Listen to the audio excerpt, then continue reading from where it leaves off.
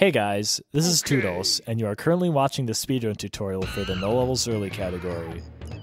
The goal of this category is to defeat K. Rool without skipping any of the B lockers, entering any of the level lobbies early, or duplicating any golden bananas.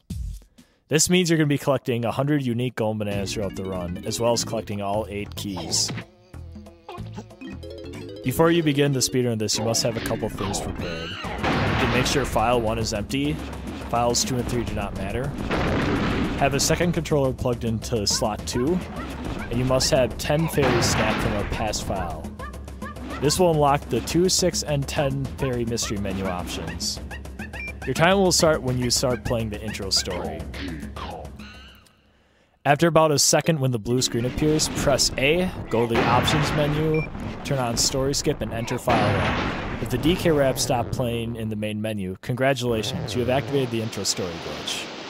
If the DK rap played after stopping the intro story, you didn't do the glitch right and you'll have to try again.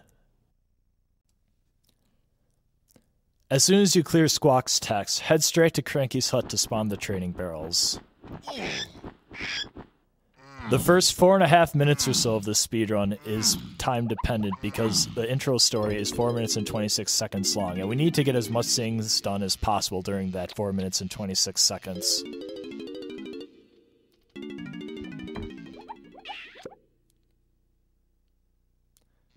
As soon as you clear the DK text here, simply pause and quit the game.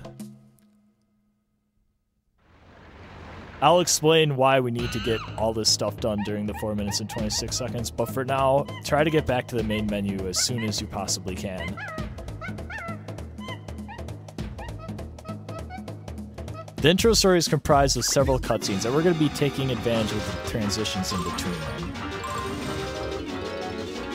Once you get to the main menu, view your file just like so, but do not enter it. After that, go to the 10 fairy mystery room and try playing the jungle boss. You'll get kicked out immediately. After that, go to Monkey Smash and start a game with the second player controller.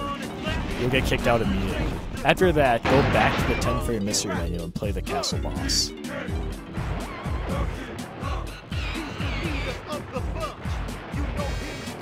The reason why you kicked out of the Jace boss is because the intro story is playing in the background and the cutscene transition was stored. The boss battle cutscenes can't transition the intro story, and as long as you don't cancel the transition, they'll try to fade out into that cutscene as long as you try to play them. I'll explain more later, but for now, quit out of the boss and go play the caves boss. Picking up where I left off, you can't play any of the more of the boss cutscenes unless you do a fade out cancel, and you do that by visiting the Monkey Smash. And by doing the Monkey Smash once, that fade out will cancel and the intro story will continue playing until it gets to the next transition. Cancel out the caves boss and go to the forest boss. You just have enough time that the transition is right there and you can kick out the forest boss. So you'll be fade out canceling with the Monkey Smash again, going back to the mission menu and doing the same with the Galleon boss. There are 6 fade outs total in the intro story.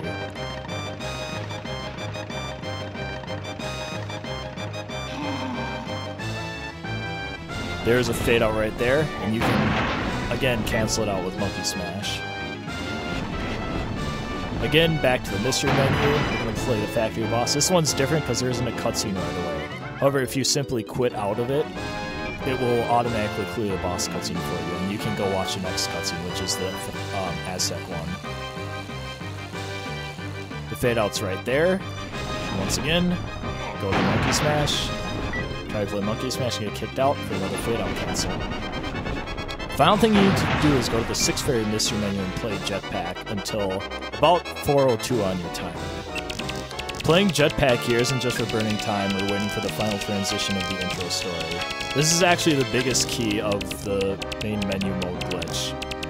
What this is going to do just by playing this game is give us all the cranky moves for all the Kongs and give us all the candy instruments for all the Kongs right away, so you don't have to buy any of them. Once 4:02 is on the timer, exit Jetpack and return to the main menu. Now what you're doing here is waiting for a cutscene in the main menu to transition you into the main story mode. However, since the game doesn't expect you to transition to the story mode like this, it's going to be stuck in main menu mode, and that's the basis of why this glitch works. You can see that beaver cutscene going on in the background. That's one that's going to transition you into the main story at exactly 4 minutes and 26 seconds. There are 7 cutscenes in the main menu, but there are 3 scenes that aren't cutscenes that could happen, and I'll show you them right here. The first one is just a simple leg shake animation. If you see this, just stay in the main menu, and hopefully you get an actual cutscene for next time. The second one is the night cutscene. As you can see, it just slowly fades to night. It's kind of hard to spot at first. And the final one is this raining cutscene. If either the night cutscene or the raining cutscene happens, simply enter any of the 5 main menu options and just go back out to the main menu to reset the cutscene timer. In addition to the cranky and candy stuff I mentioned earlier, you also get access to all the funky weapons for all the Kongs due to visiting Monkey Smash. You're gonna see, as soon as you are able to control DK, you have 3 watermelons. That is the correct number of watermelons you're supposed to have. You're gonna see that I have 2 for the rest of this run. That's because the intro story glitch changed since I recorded this part of the speedrun. For this first training barrel, just dive to the bottom and grab the coin. The best time you can get is 56.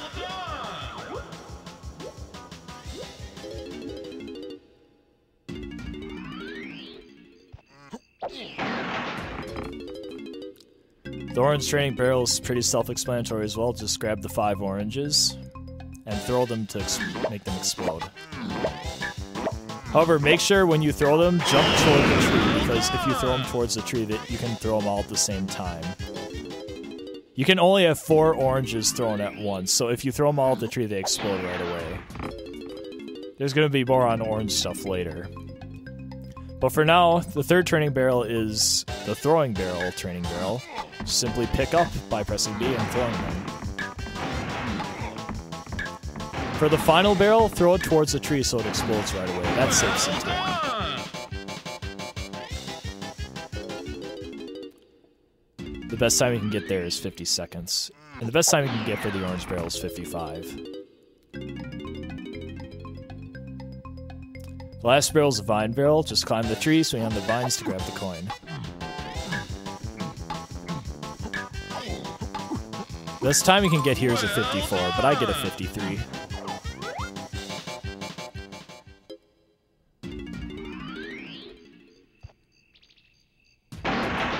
After clearing the squawks text, simply roll this way, but instead of leaving out of DK Island the normal way, we're going to swim in this water and do a glitch called swim through vertical walls. All you have to do is press C up and then C up again, and you'll swim through that wall and straight out to DK Island.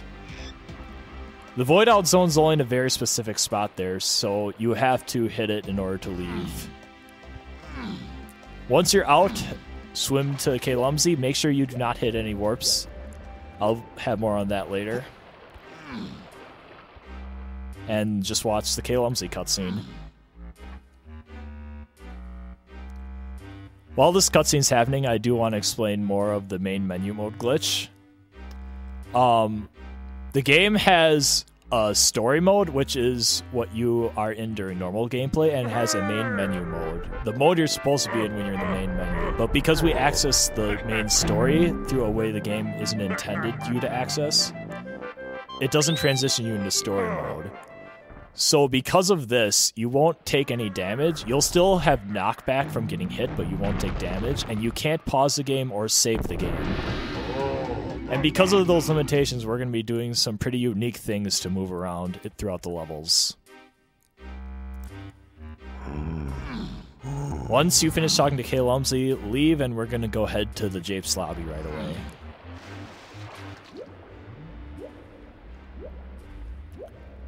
If you grab this first golden banana and hit the loading zone at the same time, you can skip the golden banana dance. Just like so.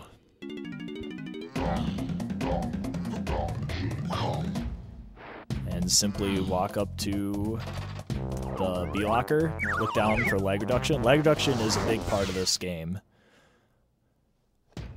And I'll have more on that later when we have a more prominent laggy section. The first glitch we're going to be doing here is called the bush push. And we're going to be using this to clip out of bounds so we can get to the main area right away. Rather than explain through words, I think watching this video explains it a lot better than I ever could. Once you're out of bounds, be aware that DK's left is a void out zone, so you don't want to go very far left. Follow my out of bounds movement, and you'll get to this area right here. When the red transitions to the blue, kick onto warp 1. You will skip a very long Diddy cutscene with the first time landed on warps cutscene, and that's why we didn't take warps earlier.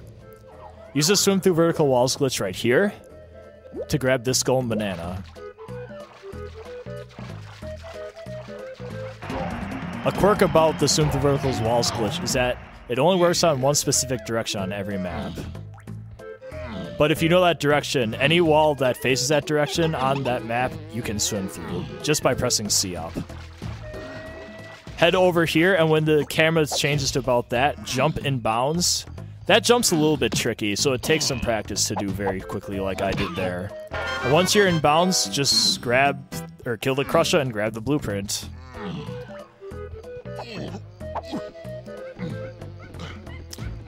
The area behind the gates don't have any hitboxes, so you can just walk through back in bounds. Climb that tree, and we're going to play Baboon Blast for another golden banana.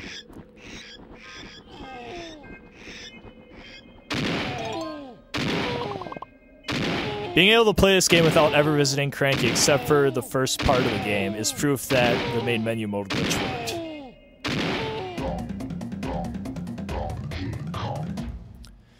After grabbing that golden banana, head toward the vine and climb it to Diddy's cage where there's a golden banana waiting for you.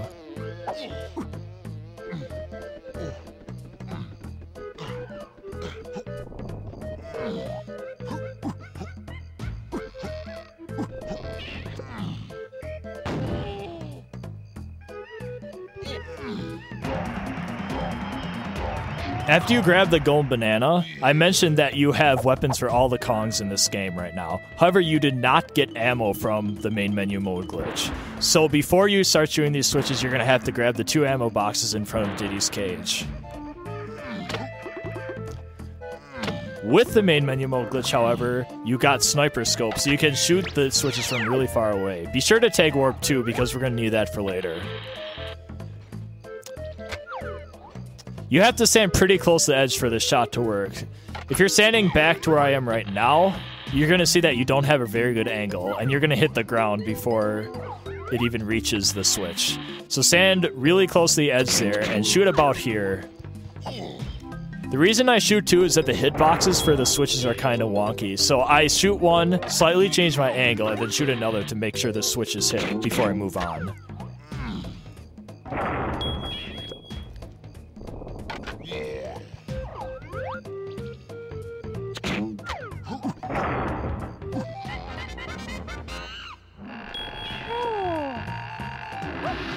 After freeing Diddy, again, climb up to his cage and grab the golden banana.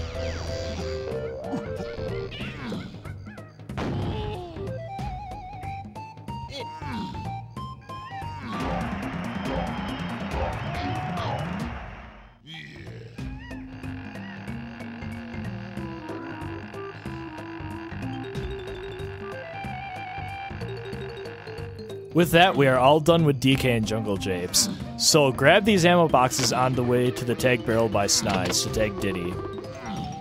I'm going to take this time to explain lag in this game. This game is very big, so it tends to lag a lot. So to compensate for this, developers made your character speed up the more lag there is on the screen. So we're going to use this to take advantage of the very poor hit detection of the game and easily clip through this wall. As you can see, with one Chimpy charge, I was able to clip through it, and even just walking it will let me clip through. The camera angle there is key because having water on the screen makes the game way, way laggier than it's supposed to be. There are more ways to make the game laggy, but I'll get to that point when it comes to it. Climb back up to the mountain area for Diddy, and shoot the switch on the mountain in order to go in.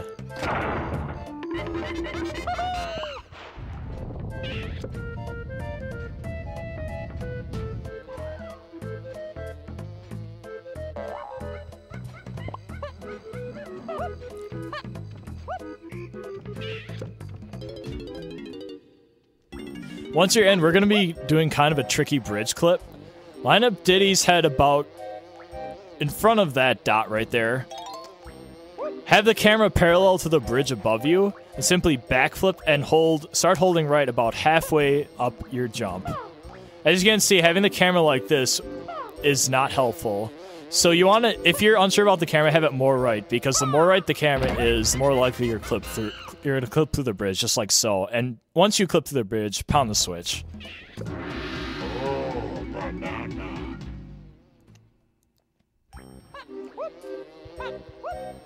Don't need to do anything else in the mountains, so just leave and grab that golden banana.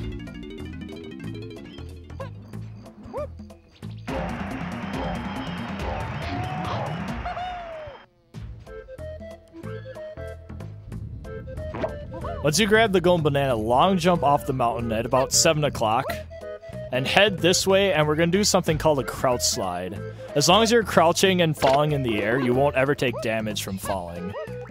And we're going to use that to grab the ammo at the bottom without taking fall damage. And grabbing Diddy's blueprint immediately after.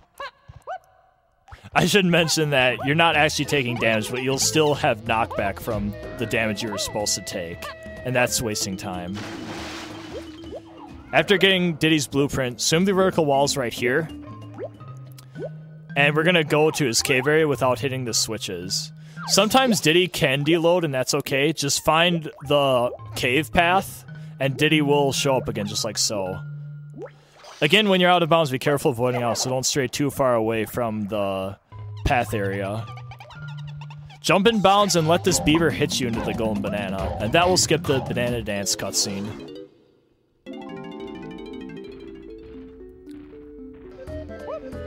If Diddy doesn't deload like he did right there, you can head just straight for that room from the angle you did the swim through vertical walls glitch as. Just kind of angle yourself like so, and after about 5 swims after the chunky cave disappears, you will see the cave area and you can just jump right in. Beware of missing the jump back in bounds, because if you miss it, you have to go all the way back and do the glitch again. Once you're in the boss room, tag DK and do either a trick called the moon kick, which I will link in the video annotations later, to get out of bounds in order to skip the trough and scoff stuff. Or you can do what I like to call a ledge clip, which is stand on the edge of these stairs right here and inch your way closer to the edge, using C up to buffer yourself, to find the plane to fall through out of bounds. That's a little tricky and can take some practice to get used to. Again, here's the moon kick, which I will link in the video. Once you're out of bounds, simply roll underneath the boss door and you can fight the boss. The first phase of Armadillo is pretty easy. All you have to do is simply look down from the place you start, and he'll shoot the barrel in front of you instead of you. In addition, looking down reduces a lot of the boss lag in this game.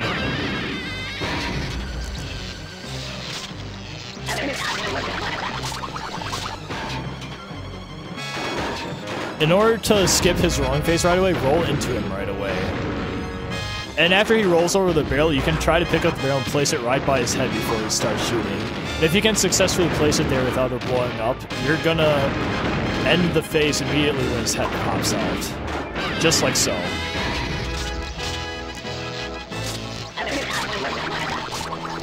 Again, another rolling phase, just roll into him to skip it, and then one more shooting phase. Placing the barrel by his head's a little tricky. You can see I fail it here. And don't worry about getting hit again because you have unlimited health. Keeping the camera away from Armadillo is a personal preference. It might save some time on lag, but it really doesn't make much of a difference. So whether you want the camera on Armadillo or off him doesn't really matter. I did mention earlier that legs speed up your Kongs, but they don't speed up anything else in the game. So the more lag there's on screen, the slower everything else in the game is going to move. So reducing lag is useful in boss fights.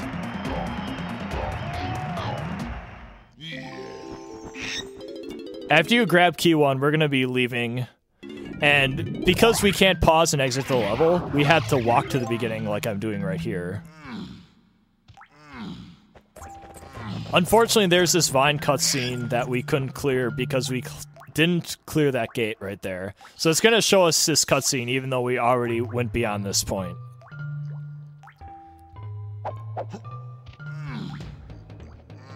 So just roll to the beginning of the level and leave. There's another way you can exit the level really fast. That's 17 seconds faster if you get it first try.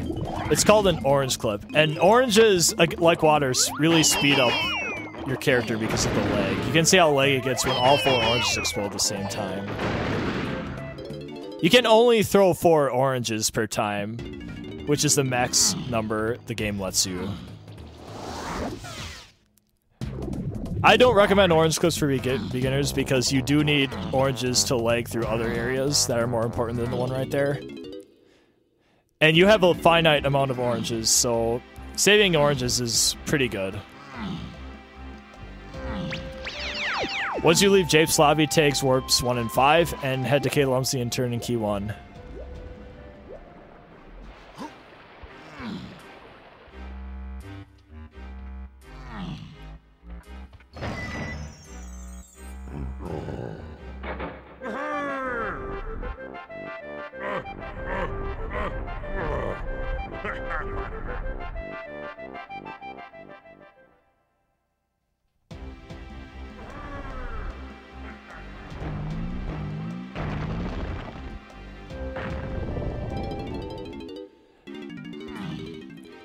Leave K-Lumsey's cage and go on Warp 1. And we're going to be heading to Angry Aztec now.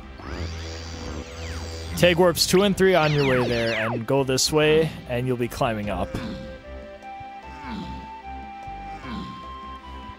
This is just the standard way you took Aztec when you played the game as a kid, so nothing really interesting here. This slope I'm going up right here is a good slope to practice moon kicks on. Just have the camera facing K. Rool's ship instead of the way I'm facing it right now.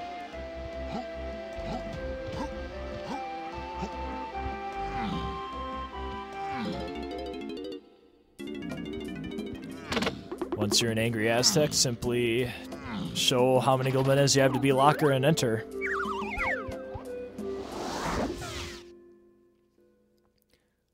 There's a cutscene at the beginning of Angry Aztec, but I spliced this part of the run together. Once you're able to control DK, simply go toward his Kasplat room. You don't have to jump to shoot these switches, but I'd shoot 2 or 3 bullets at each of them because, again, the switch hitboxes are kind of finicky.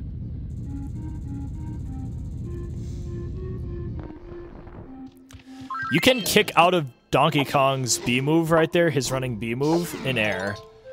And by doing a really well-timed one, you can make it to this piece of land without taking knockback. Grab his blueprint and make sure you grab 3 crystals. You're going to need them in order to get to Diddy's Kasplat. Here's an orange clip that's a lot more necessary than the one earlier.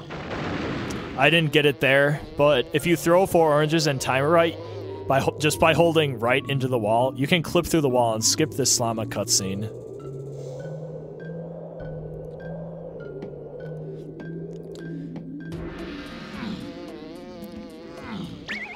After that, take Warp 1, and we're gonna go take Diddy.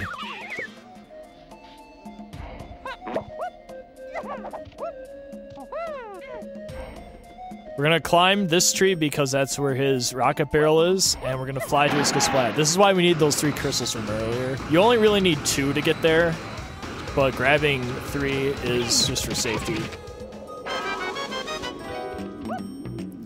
With Diddy, shooting his Kasplats are the fastest way to kill them. It takes 8 bullets from Diddy's gun in order to kill his Kasplats. Shoot the switch on the side of the wall and enter the tiny temple.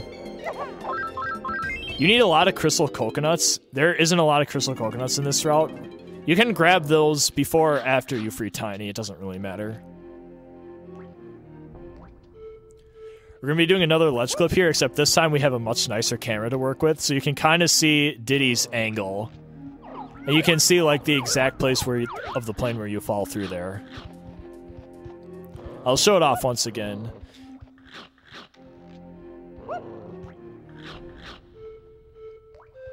And again, ledge clips kind of take a little bit of practice to get used to get fast.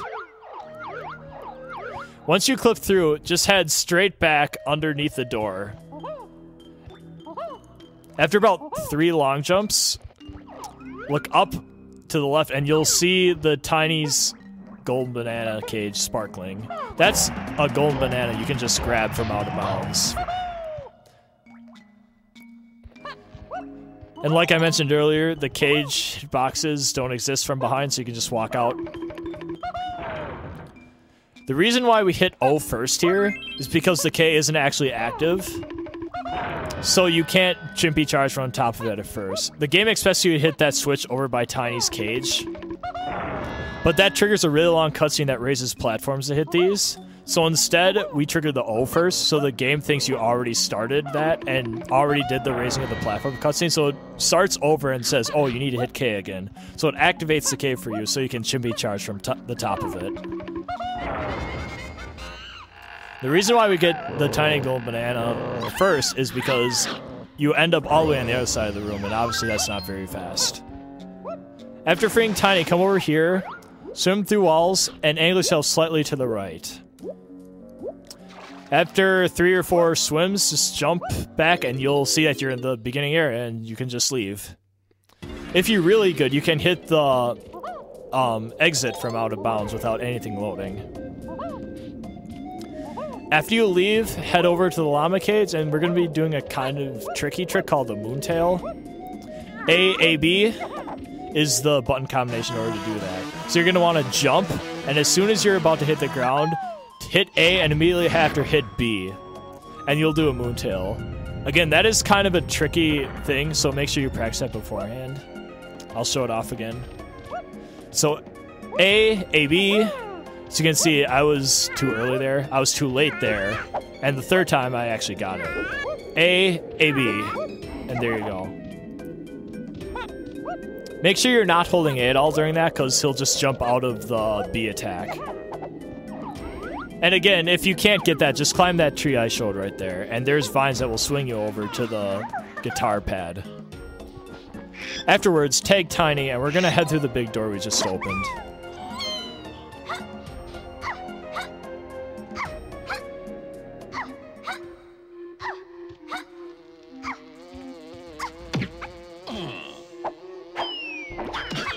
Hercus Splat's right here, just kill it for your blueprint. You don't want to shoot those with Tiny's gun because it takes literally 16 to 20 shots. I don't remember how many, but it takes a long time for those to go down. That's just a huge waste of ammo for Tiny.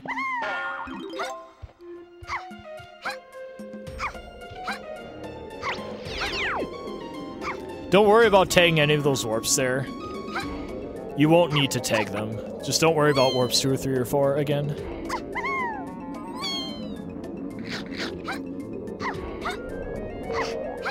Take the path I took right there to get to this specific Trophenscoff portal.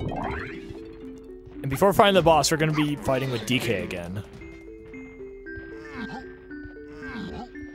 Again, you can either moon clip or ledge kick to get out of bounds to fight the boss.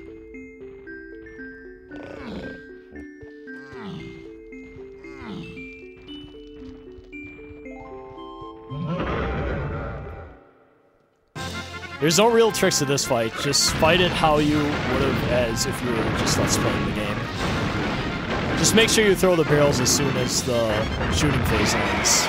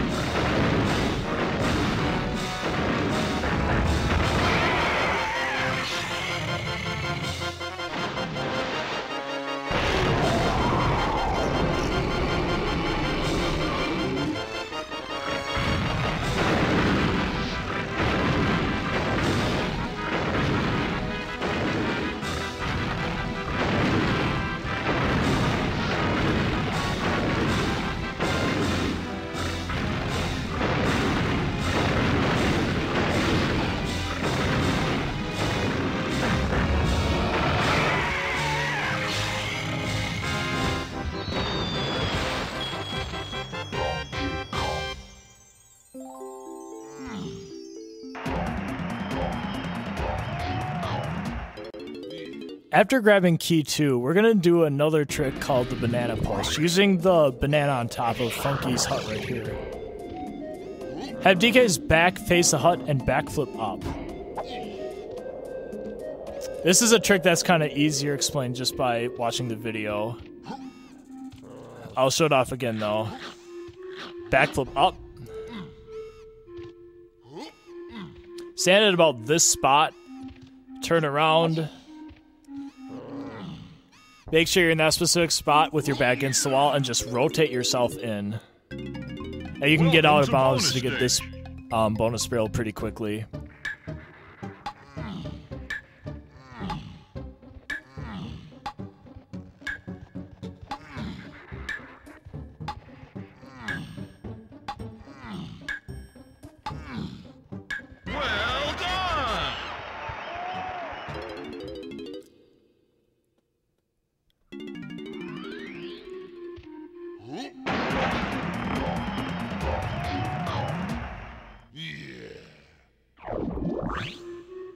After the golden banana, jump or grab some crystals, then jump to the barrel. Like I said earlier, there is not a lot of crystals you can grab in this round. Masek has a lot of them. Just grab as many as you can, and we're gonna go into Strong Kong mode and roll over to the 5-door temple. We're going to attempt to clip into the 5-door temple by rolling into this bottom part right here. Before you start the attempts, make sure you get out of Strong Kong so you can save some crystal coconuts. This is kind of a finny trick. You just kind of have to roll in until you get it. And once you're in, there's kind of a funky camera, but you need to use that camera in order to backflip up. And once you backflip into the door, the loading zone will just take you in.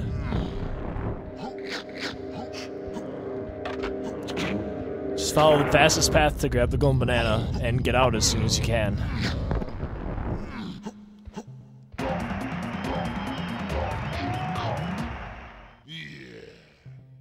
Get out.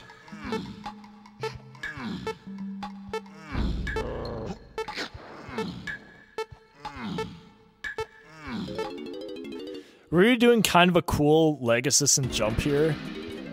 Whenever the sand blows an angry Aztec, there's a lot more leg than usual. So if you bring your camera out as much as you can, and then do DK's running B attack, jump, and then B again, you can make that jump. It's not a big deal if you don't. We're going to be attempting another moon kick here. This is probably the trickiest moon kick in the entire run. This one takes a lot of practice to get consistently. There is an alternate strat for this if you can't get it either. Once you're on the ledge here, just simply kick into the roof and fall into the loading zone. And if you find you can't get that moon kick here, just simply head to the back. You don't need headphones, you can just ignore them if you wish. And just jump into the sand here and start rolling in this spot, and eventually you'll clip in. Just like so. And just backflip inbounds right there.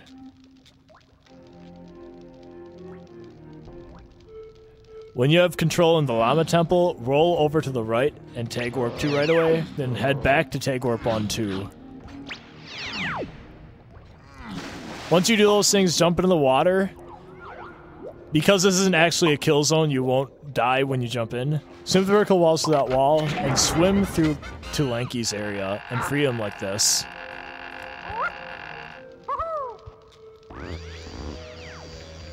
Grab some more crystals if you feel like you need them, and grab the golden banana.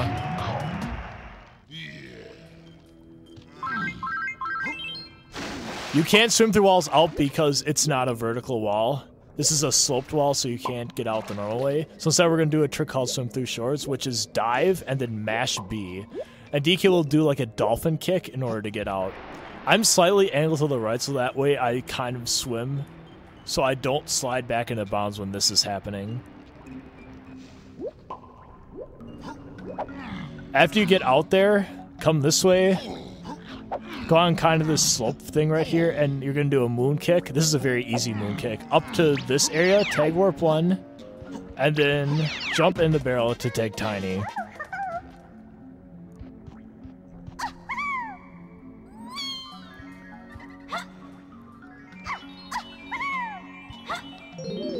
After taking Tiny, head over here, become Mini Monkey, and we're gonna go get her fiery hands. Sorry, her fiery platforms going banana. Transform out of Mini Monkey as soon as you can because Mini Monkey is very, very slow. You don't need to hit the switch here. You have unlimited health. Just fly through the air as far as you can and grab the golden banana through the lava.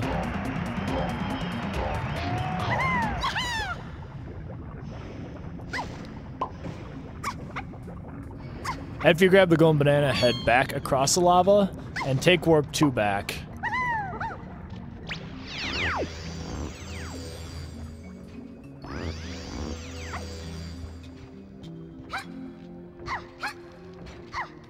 Take warp 1 and we're going to be taking Lanky.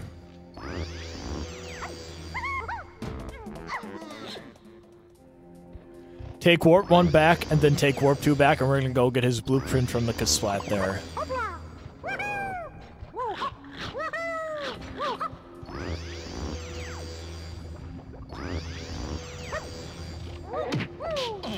Like Tiny's, Lanky's gun takes a while to kill the Kasplats, so just do the attacks like I did there to kill him efficiently as possible. After you get his blueprint, simply go back to the area where you slam through walls with DK. Instead of going into Lanky's room though, angle yourself to the right before you go into Lanky's room and void out. By going too far out of bounds, the game will warp you back to the beginning of the level. And the only reason you do this is because pausing is disabled when you're in main menu mode. When you're at the beginning of the level, just leave.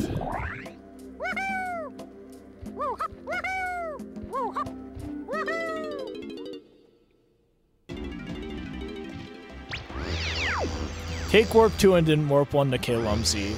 But don't turn in the key 2 yet. We're going to be getting Lanky's Orang Sprint Golden Banana in here first. The key hand and cutscene activates when you're at the bottom level of this area, so make sure you avoid it and stay on the slope part at all times when you're getting this golden banana.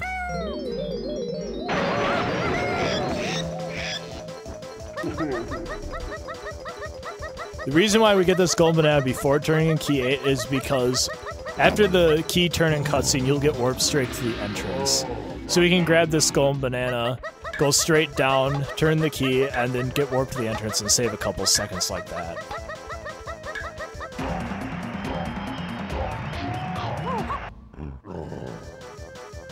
So after grabbing the golden banana, head to the bottom level and turn in key 2.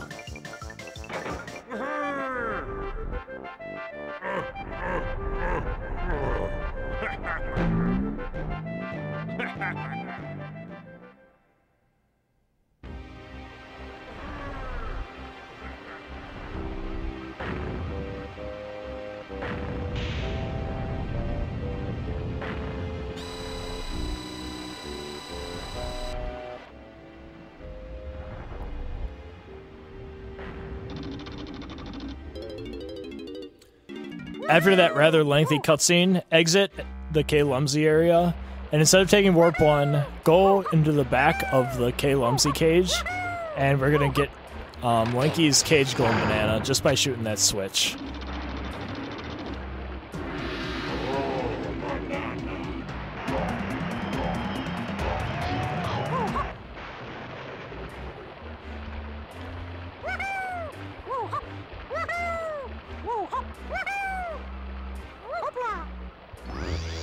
After you grab that golden banana, now you can go back to warp 1 and take Tiny Kong. Once you're Tiny Kong, we're gonna swim over to the K-Lumsy ship, or sorry, the K-Rule ship, and we're gonna go tiny port up to her saxophone golden banana. Because you have all of the moves right away, something like this before even going into factory is possible. Doing this golden banana right now is also convenient because it spawns a hunky chunky barrel, which we will use for a golden banana later on in the run.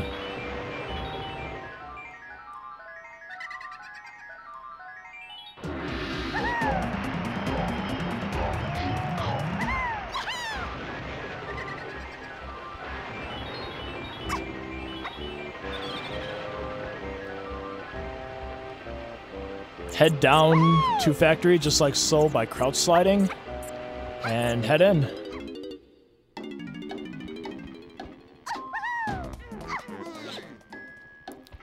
Before you enter, tag Lanky Kong, and then you can enter the level.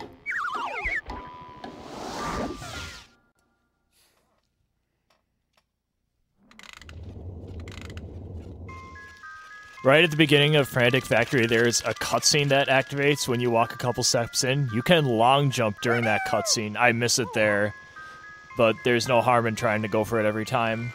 You're going to long jump the direction I did because you're going to want to take Warp 2.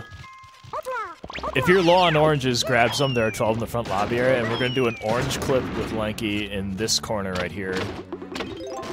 Have Lanky's left foot roughly touching that black line, turn yourself around, and position yourself so the camera's about like this. And throw the oranges in the way I did. Unfortunately, orange clips are luck-based, based on like the lag and how you throw the oranges. So it's not very consistent.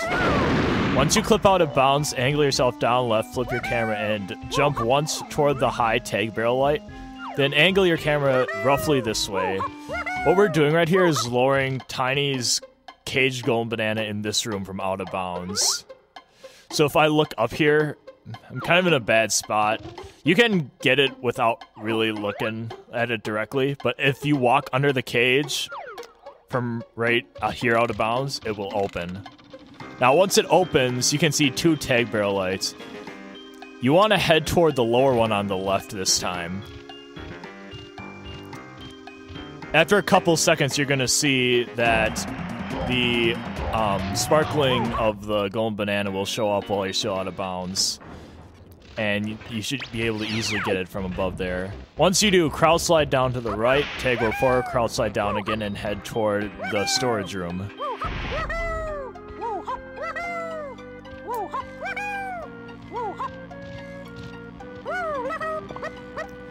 Orang stand up this pipe and free Chunky.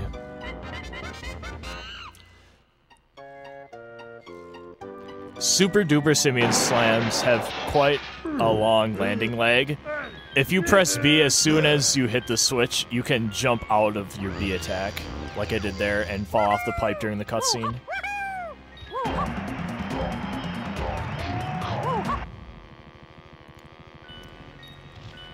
After grabbing this golden banana, tag DK and hit the neutral switch close to the boxes up here. This will open the gate to the upper part of Frantic Factory. Here's another moon kick I'd like to call a ledge kick. It's probably one of the trickier moon kicks in the game. Again, I will link to the moon kicks article. It goes in a lot more depth than I could probably explain in this tutorial. I'll show it off once again. You can do it in... You can do ledge kicks in several different spots here. Just kind of do it in the place that you most prefer.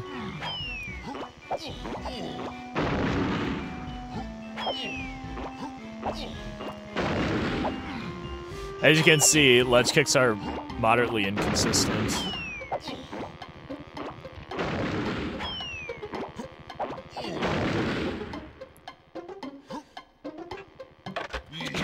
Some of the boxes tend to have I tend to have better luck with some of the other boxes, like that one with the blue coin in it. I got it right away. Once you get a kick up here, head into the electric shack and gorilla grab to turn on the production room.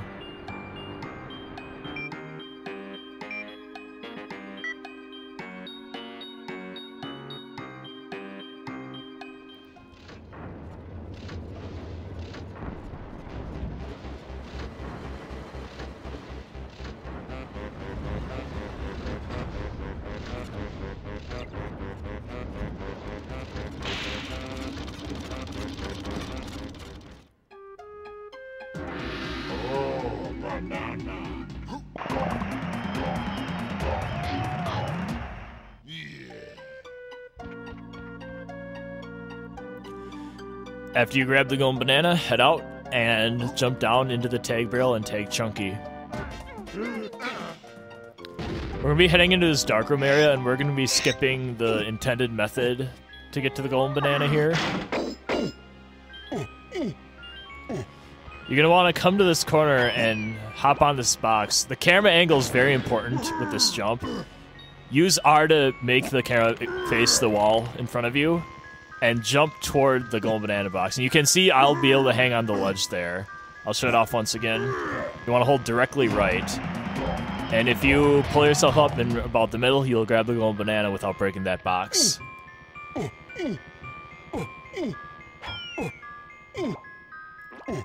be climbing up the pole by Tiniest Splat here to head to Chunky's bonus barrel golden banana.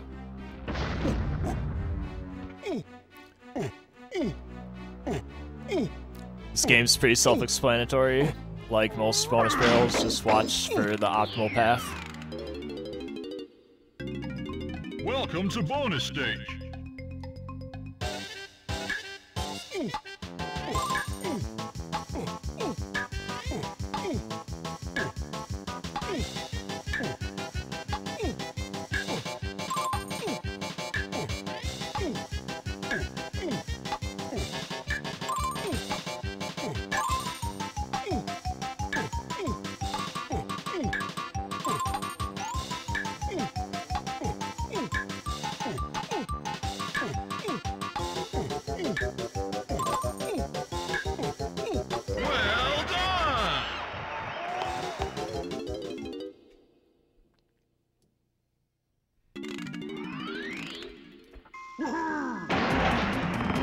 After grabbing the golden banana, you're gonna head toward the arcade room, which is right over to the right here, and enter Trough and Scoff.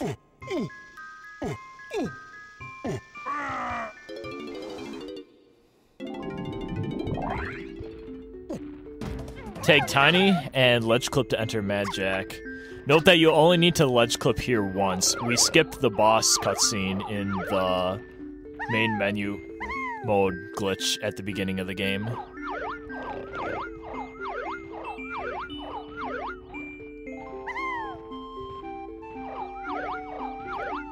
If you ever did a run without the main menu mode glitch, without skipping the boss cutscene, you would have to enter twice because you are able to not watch the cutscene anyway just by leaving and re-entering the boss room.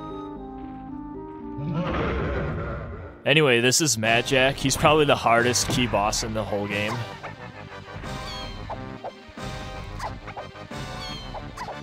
You don't necessarily have to fight him as fast as I am right now, but the way I'm jumping is going to make it so Mad Jack always does fast jumps. He has two kinds of jumps, fast jumps and slow jumps, and he'll only do a slow jump. He'll only do a slow jump if you're on the space he's about to jump to next.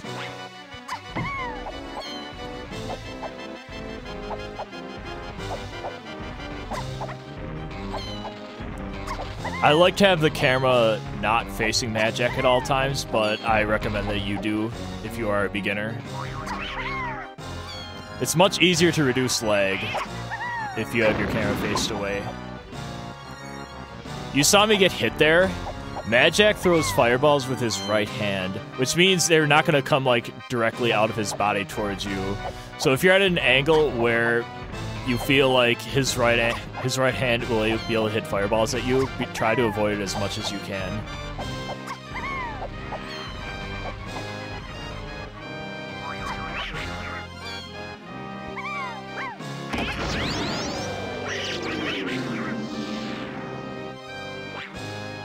The first three phases are relatively the same. You can just jump into the area of the square that he is currently on, and he'll just keep fast jumping in circles around you because he won't be able to get you.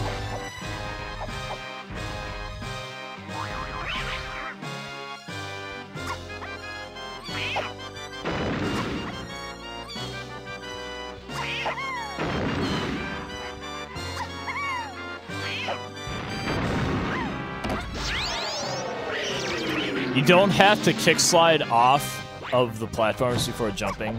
I just prefer to fight Mad Jack that way. Starting at the fourth phase, Mad Jack moves differently. he won't jump in a circle to try to get you anymore. He'll just jump with his little moves towards you as quick as possible. So you can see you have to do kind of like a Z pattern, what I'm doing right there. There's a much more advanced technique where you can make him fast jump the entire time, but I won't go into that in this tutorial.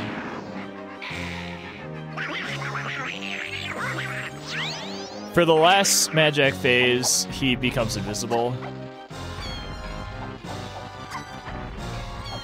Additionally, for this last phase, you should lure him to the middle 4 platforms to give yourself the best advantage when it comes to the final switch appearing. And once he stops, I'll go into why that is important.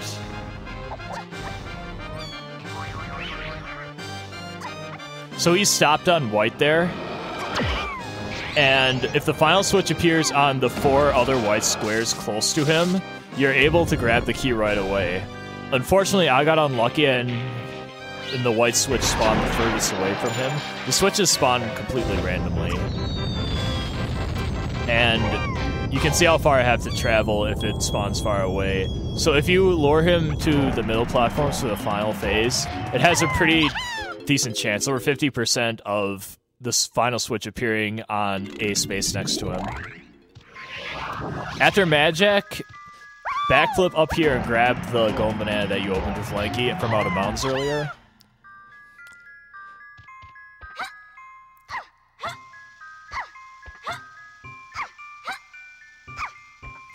Jump back down the pole that was climbed earlier to get Tiny's golden banana. Or Tiny's blueprint from the Kasplat.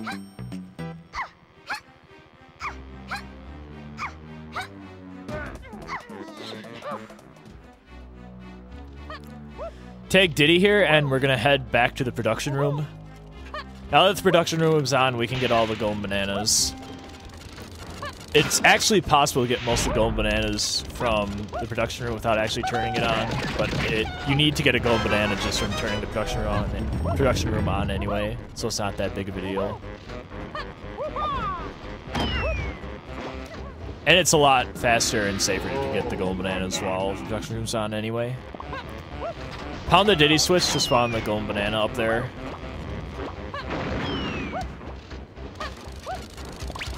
There's no timer, so we can get that later. For now, we're gonna warp 4 back up. Remember we tagged warp 4 earlier. We're gonna tag Chunky and jump off counterclockwise this way. His switch is right here, and we'll pound this one. This switch is on a timer.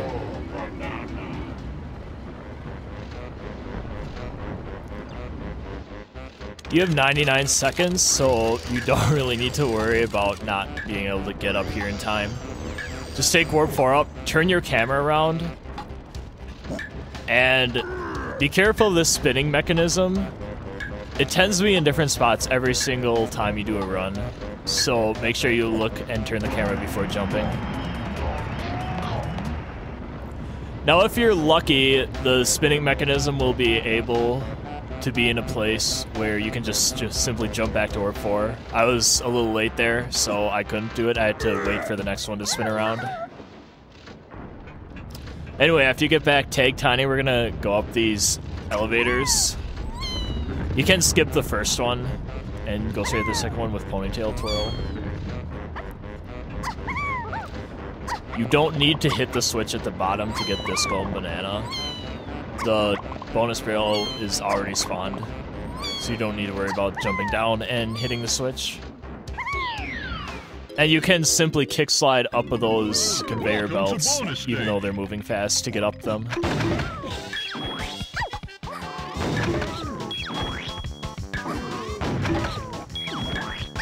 Again, self-explanatory barrel bonus game.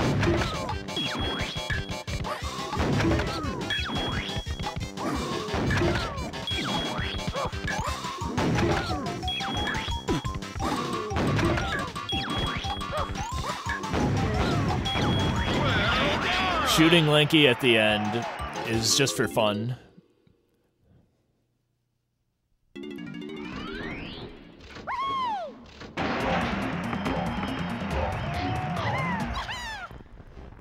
After you grab the bonus barrel golden banana, you have kind of a scary camera angle after you kick slide off. But if you just keep holding the same direction as you were jumping off, you should be able to make it.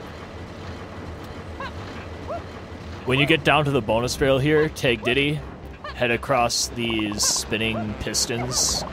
Not sure what they actually are. And Moontail into this golden banana. Try to back up far enough away so you don't grab the ledge there, like I did.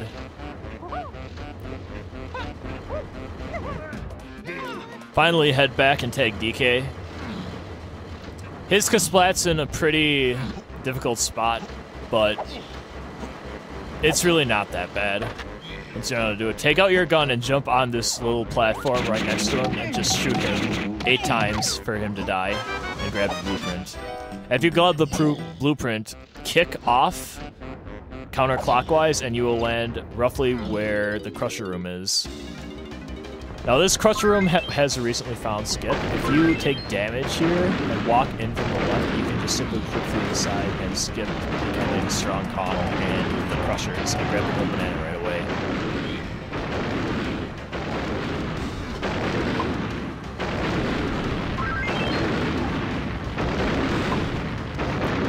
After grabbing the gold banana, head back to the beginning of the room, and we're gonna clip out of bounds again.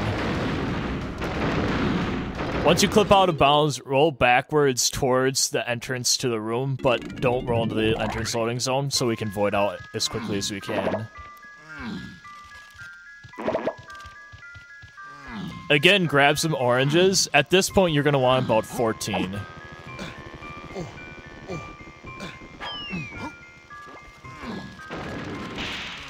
And I'll explain the significance of having that many oranges once we get to the point where we will need to have them.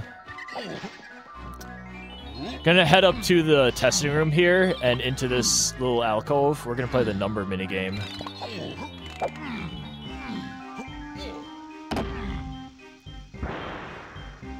If you need a tutorial on how to beat this game, you probably shouldn't be speedrunning this right now.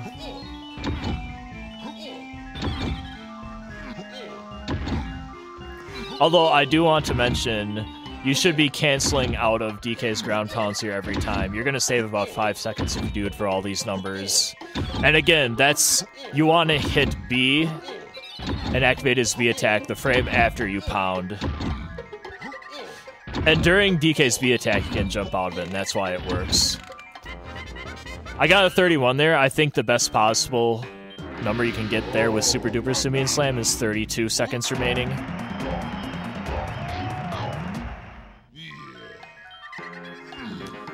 After grabbing that golden banana, head back to the testing room and we're going to make a tag.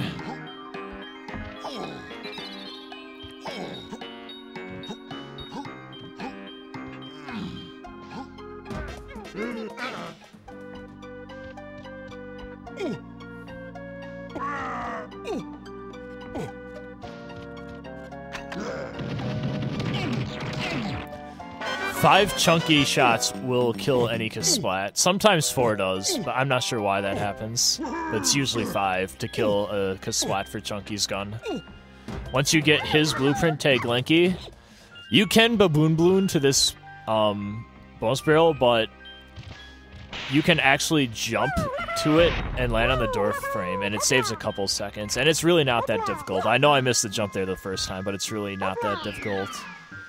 So yeah, just jump to the door frame like I did, then jump to the bonus barrel. You can skip the kind of long animation that Lanky takes to become, to do his Baboon Balloon strat. Batty Barrel Bandit is kind of a random game.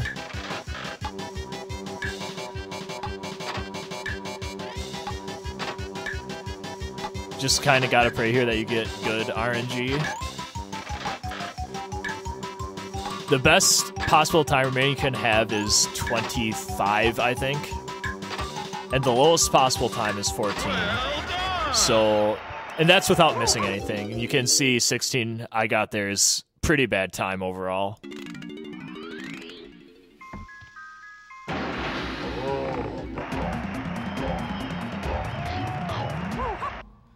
So after getting that Golden Banana, we're gonna head to research and development.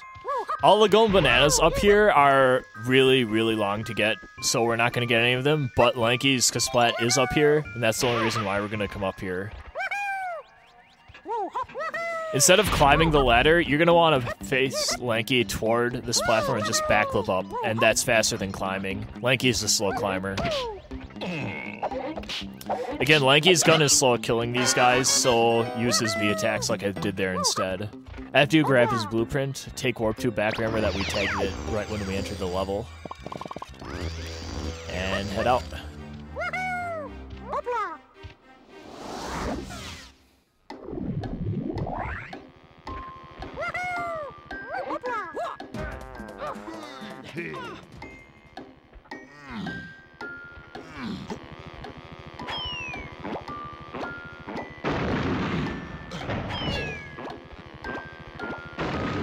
Gorilla Grab, that switch right there.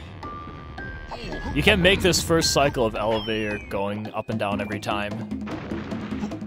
You kind of have to do DK's B attack to get to it right away. Just play his instrument and grab the Golden Banana here.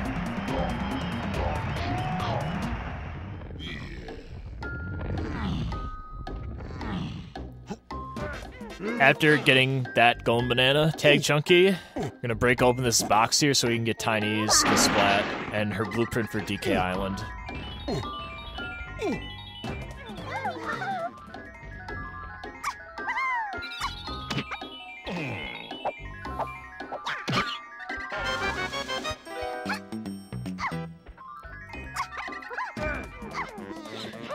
Once you get her blueprint, tag Diddy and leave. We're going to be going to Snide's headquarters, which is roughly right below the factory entrance, a little bit to the left there. And we're going to be doing this Batty Barrel Bandit.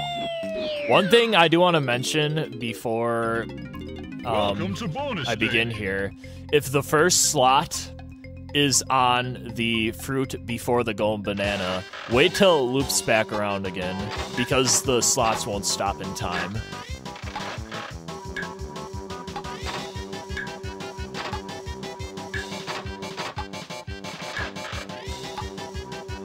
Because the slots are moving faster here, it's easier to miss, but if you don't miss, there is pretty little RNG that can mess it up. The highest time rating you can have here is at 24, which is pretty rare, and you usually only lose, like, even if you get really bad RNG, you only lose like 4 or 5 seconds at most. I even missed a cycle there, and I ended up losing only 7 seconds to the best possible time. Take DK and leave the Science headquarters area and kick down to DK's caged Golden Banana. Make sure you don't miss jumping down to this one. It's pretty hard to get back to this point.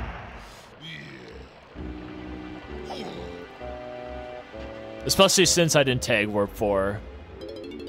You can tag Warp 4 if you're not feeling you can make that jump, but it's super easy, and I wouldn't bother with it. Head to Galleon Lobby, tag Chunky for his Kasplat and get his blueprint, and enter Galleon.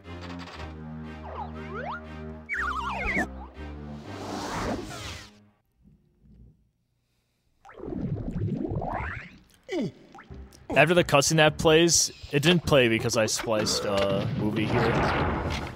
Take Chunky and enter his first area, which is the cannon minigame.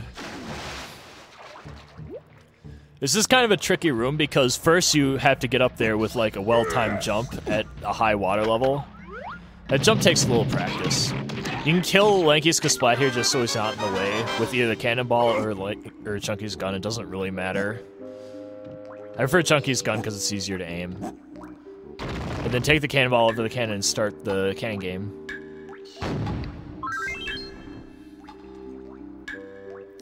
If you're really good, you can shoot all these targets before they even spawn.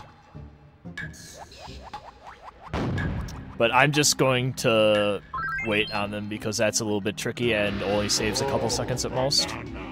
Just aim for the spots I was aiming at as soon as you're able to shoot, and you should be able to clear the game really quickly. This game takes a lot of practice. Fortunately, you can spawn the golden banana, but then exit it and enter the level again, and you can replay the cannon game for practice. Just don't grab the golden banana, otherwise you won't be able to anymore. Once you grab that golden banana, swim through vertical walls out of bounds, and head to the right immediately, underneath the place where you enter the room. I'll show it off again here because it's kind of tricky. So once you swim through vertical walls here, swim underneath the entrance to the room, and follow the wall until you get to the lighthouse area. Swim down to the tag rail here and tag Lanky. We're going to become on guard.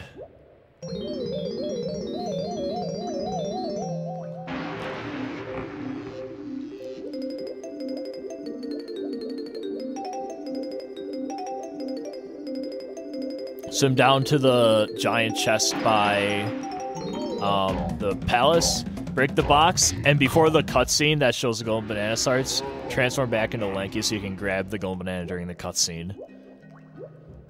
After you grab the golden banana, swim over to Diddy's, or swim over to the tag rail and tag Diddy. Swim straight up from the alcove, or roughly straight up from the alcove you were in. And you should pop up right next to the alcove that Diddy's Kasplat is, and shoot him for his blueprint.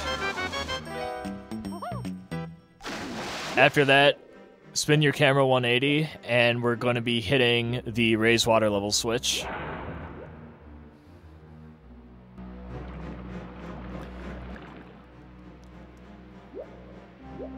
After raising the water level, head to the entrance of the lighthouse area with the box right there, and we're going to swim through walls right underneath that box. You can see that I am like swimming underneath the pass at the beginning of the game, and we're going to be swimming all the way over toward the 5-door ship area. I'm going to show that off again because it might be a little tricky trying to figure out where you are at first. You can see the path that goes to the lighthouse area right as soon as I swim through the wall, and you can see the tag barrel right in the middle of the paths area up there. So if I see up again, you can see the cranky area over there. We're going to be heading over here to the sunken ship area. Try not to swim too far to the right in this final stretch because you'll void out. Just to be safe, try to swim under the paths as much as you can. Anyway, swim over to the instrument pad area here and tag Chunky for his Kasplat up here.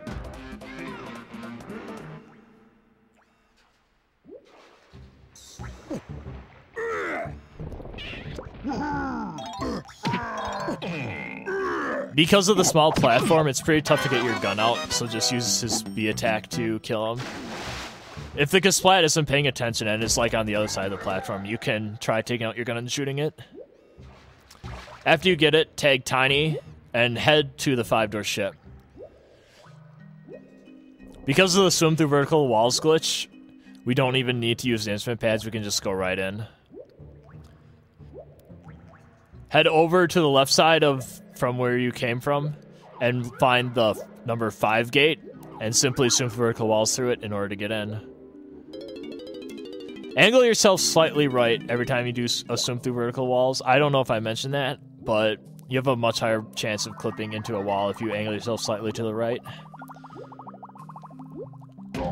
Make sure you have the right height before going into this cell to grab the golden banana because, as you can see, the camera makes a very odd turn once you go in there. That one takes a little bit of practice, just because of the camera.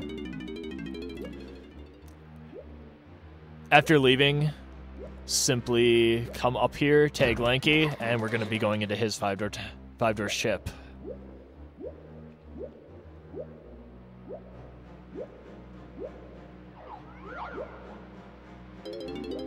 His is the number 4, on the same side as Tiny's was. His is a lot easier to get. Just avoid the pufferfish and grab the golden banana on the bed.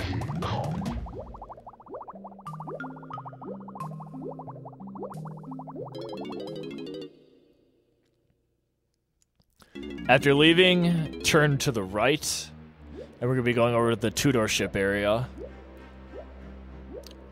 Now this swim through vertical walls is the hardest one in the game because it's, well, I don't know if it's the hardest one in the game, but it's pretty hard because it's slightly slanted, and if you're slanted enough, Lanky will just slide off without clipping in. Just try to get a very slight angle like I did there just so you can swim in. Lanky's is the bottom gate there.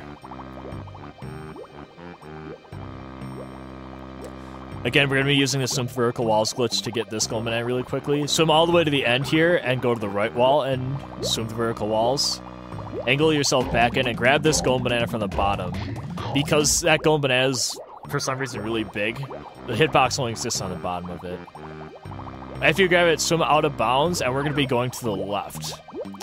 You can kind of see Tiny's area to the left there. We're going to be following that wall over to her exit. The exit to her ship is closer than Lanky's, and that's why we take that one.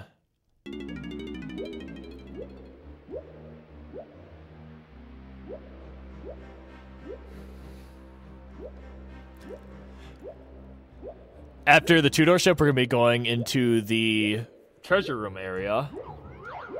Again, just swim through walls, through the gate.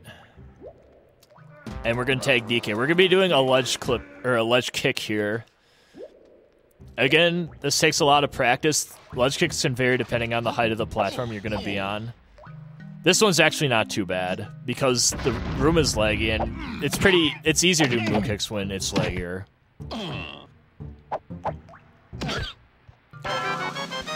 So moon kick up to DK's rather small splat here. If you're short on ammo and crystals, there are some on there that you can grab. And swim back down, tag Lanky again. And we're going to void out. But we're not quite done with Galleon yet. We still need to get some blueprints and fight the boss. Swim through walls through the wall with the chest. The void out zone is literally right beyond it.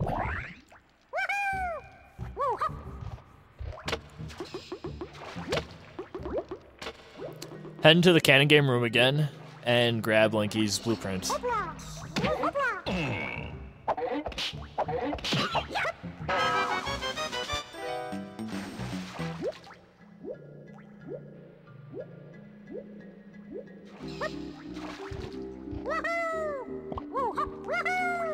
After that, head to the tag barrel that you saw earlier from Out of Bounds while swimming with Diddy and tag Chunky.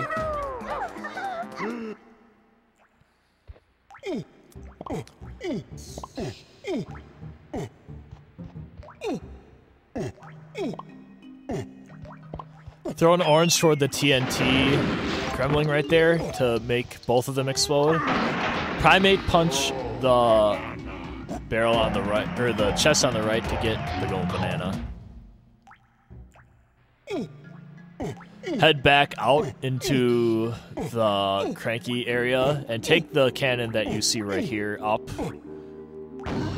After shooting out of a cannon, make sure you press Z, because that will cancel Chunky's, well, any Kong's like getting up animation after they've been shot out of a cannon. When you get shot out of that cannon the first time, you'll see what I mean. But anyway, enter this Trophenscoff up here and tag Tiny. You can fight this boss with any character, and the fight will be the same except for DK. His ship moves way slower. And that is because he actually has to have a ship for the Seal Race minigame, and that ship moves very slow. The rest of the ships use Lanky's speed to fight the boss, and they move at the normal fast speed. The stars for Puff Toss here are in the same place every single time, so just study this video to find out where all the stars are and know where to make the correct turns to beat this boss as fast as possible. First phase is pretty easy.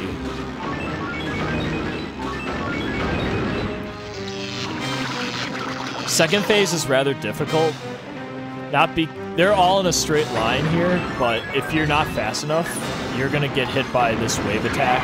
As you can see, I got hit there, so there's no chance of me skipping the wave attack before I hit all 5 stars. As you can see, like, it's all counterclockwise for this phase.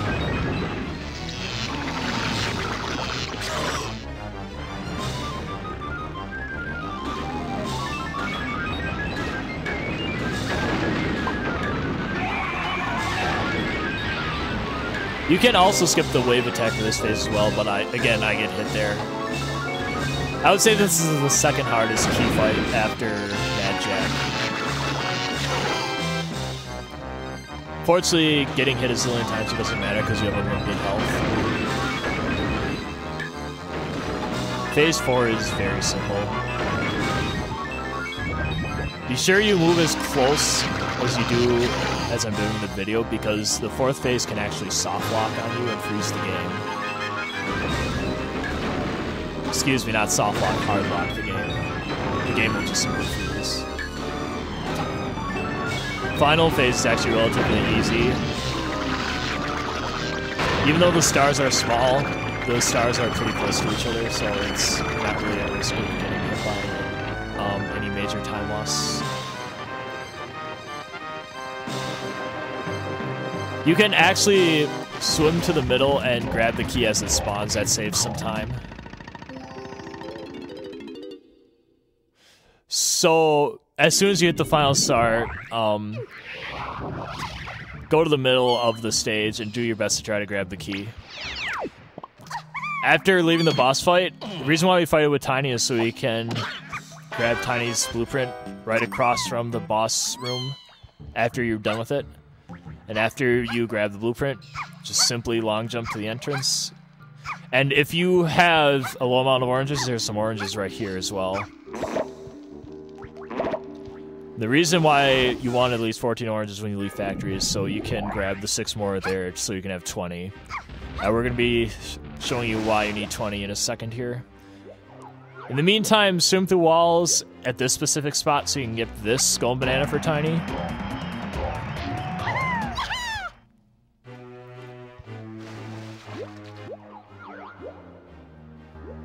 Swim the walls out by the torch on the right to void out, and then simply turn around and leave once you void out. After leaving the Galleon lobby, swim over to the ferry head, and we're going to be doing the swim through shores glitch again. Once again, that is dive and then mash B. Make sure you're mashing B all the way until you're inside the ferry head. Then once you're inside, you're going to swim underneath this golden banana and simply jump up when you see Tiny's head right under it to grab it. If you jump too far back, you will actually end up in the cage and you're going to be stuck there forever. Warp 5 back, and then take warp 1 to turn in key 4.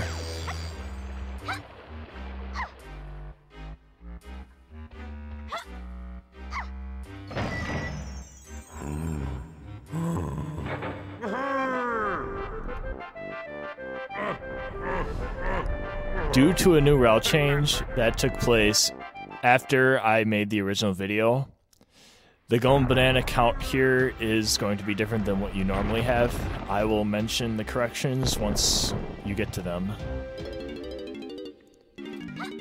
After that cutscene, leave and take warp 1 back, and we are going to tag Chunky.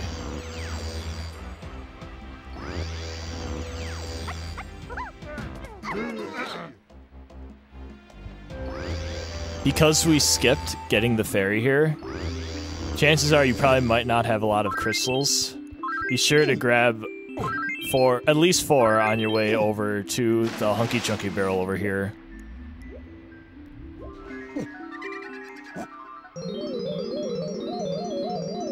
You will get the first time Hunky Chunky cutscene here.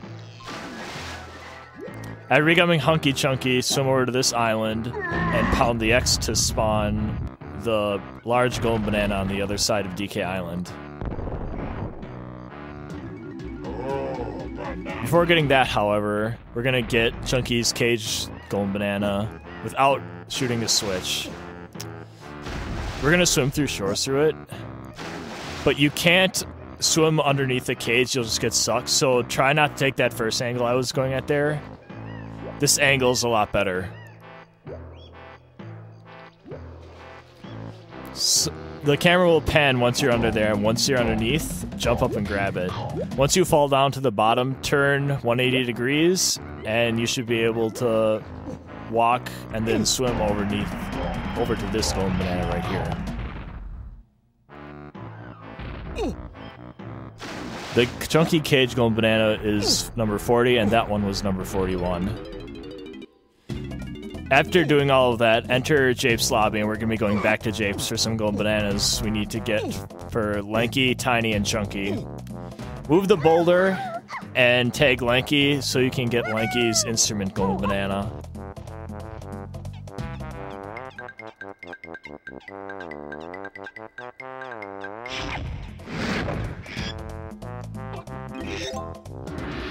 Oh, banana.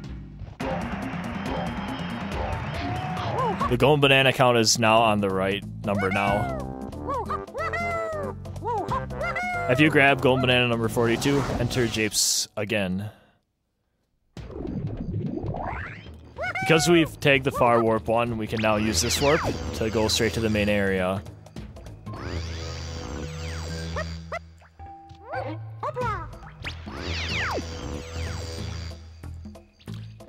This is one of the more RNG-based tricks in the game. Again, it's with an orange clip. We're gonna lag through walls to get into his cage golden banana right here.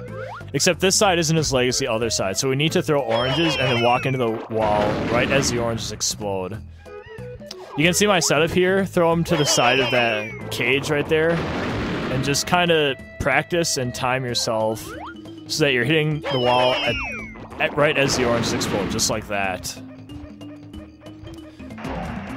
This trick takes quite a lot of practice, and I recommend practicing it with unlimited oranges. After you grab the golden banana, hold left, and you'll fall back inbounds in the tunnel area. We're gonna head over to Lanky's Splat and kill it for Lanky's blueprint.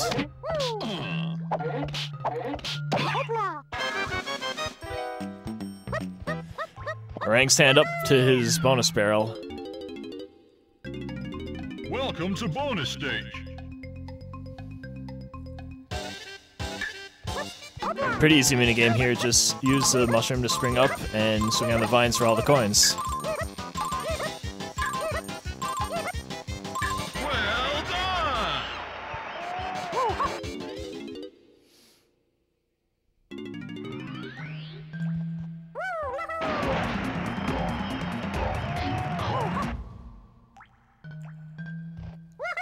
After grabbing that golden banana, head back to the main area's tag barrel.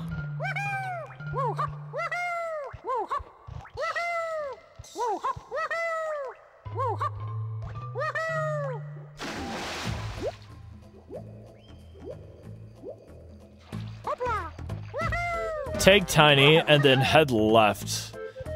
We're gonna be doing the swim through walls glitch approximately where Diddy did early in the run. Instead of going to the Diddy cave area, we're gonna swim around to the left here. You can I can kinda do you see up here so you can see where you're going. There's Lanky's cave up there. We're gonna swim back around and jump inbounds to get Tiny's golden banana right here. If you end up missing this jump, there's water out of bounds, so you can simply walk back into the water and try the jump again. Once you grab her golden banana, swim over to this cave over here. And we're gonna head up to get her blueprint.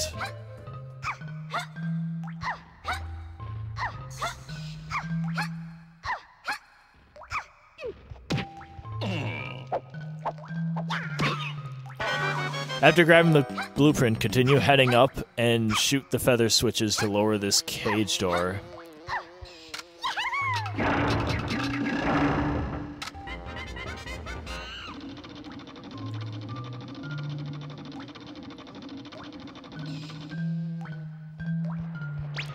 Head to the back of this area by the stump and become Mini Monkey and jump in to grab the golden banana.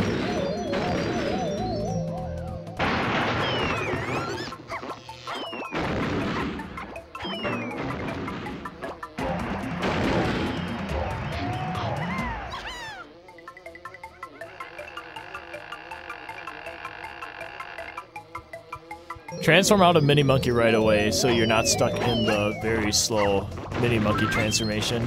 And head back to the tag barrel and tag Chunky. Again, grab some crystal coconuts, especially if you're short.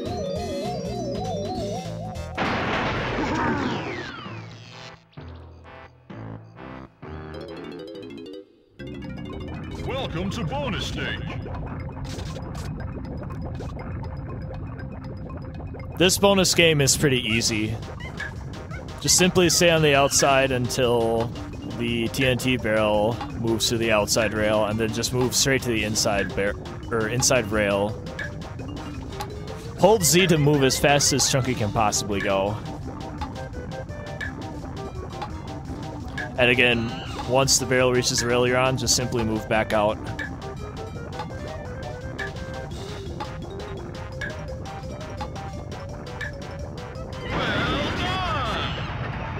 After this minigame, hold down so you fall straight into the Hunky Chunky barrel. And when you transform again, climb on a tree and then grab the golden banana. If you're low on crystal coconuts, there are 6 by this beehive right here. You can clip through the beehive by jumping at it and then pressing B using Chunky's midair attack at its highest point to clip through. That's kind of a finicky clip. It might take a couple tries to get through, but it's pretty easy. Once you clip through, climb the vine, and we're gonna do another clip on the sledge right here. Again, this one takes a little bit of practice to get used to. And simply navigate your way out of bounds to the golden banana. If you are low on crystal coconuts, you can transform back, but if you have plenty like I do in the video, you can use Hunky Chunky to swim all the way to his cave, and that's gonna save several seconds. So swim through walls to enter his cave, and then we're going to be getting his blueprint as well as the golden banana down here.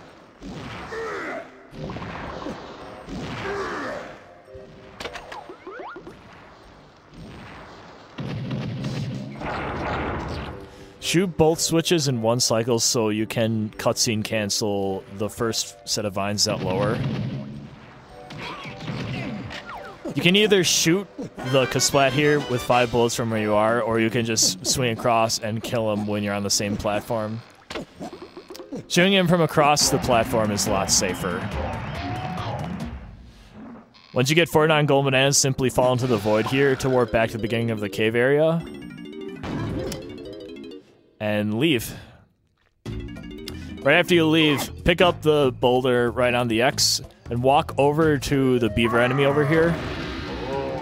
And get it to knock you in the golden banana here to get the golden banana dance cutscene skip. After you do that, take DK, take warp 1, and leave the level.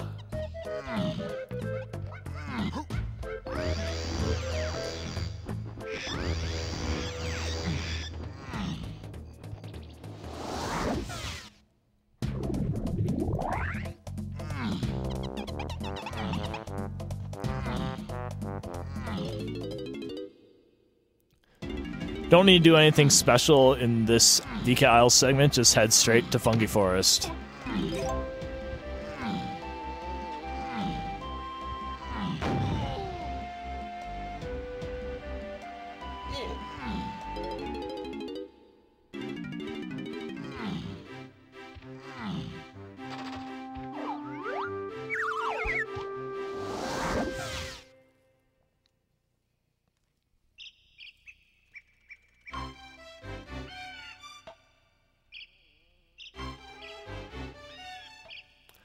Once you enter Fungi Forest, hit the warp 4 by the clock,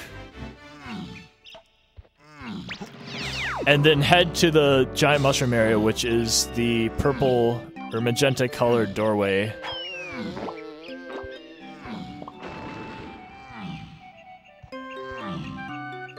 If you're short oranges, you can swim underneath here to grab some. Otherwise, you can just jump into the inner part of the moat and roll to the tag barrel here and tag Diddy.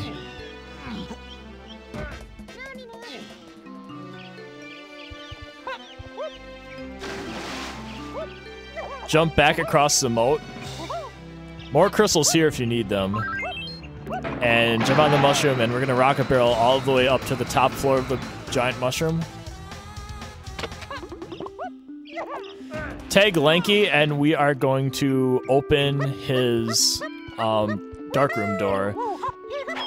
Try to have the camera facing the same angle as you came up, so you know what exactly way you need to go to get to the door.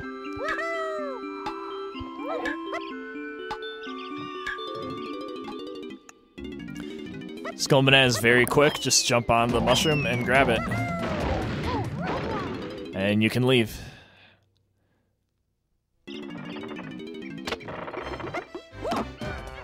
Tag Chunky and jump down one level to his blueprint right here. I got kind of unlucky there and got hit with a power wave attack. That can actually knock you off, so beware of it. Jump down counterclockwise to this platform and take Diddy. We're going to be getting his blueprint inside the giant mushroom right here.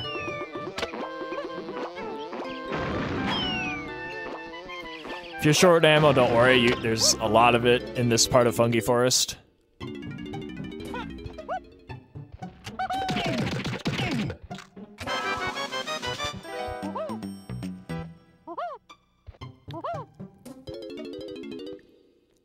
Beware of this zinger that is roaming around in this area, or flying around in this area. He can knock you off with his bombs. Tag Tiny, and we're gonna head down another level clockwise. Her blueprint is right over here.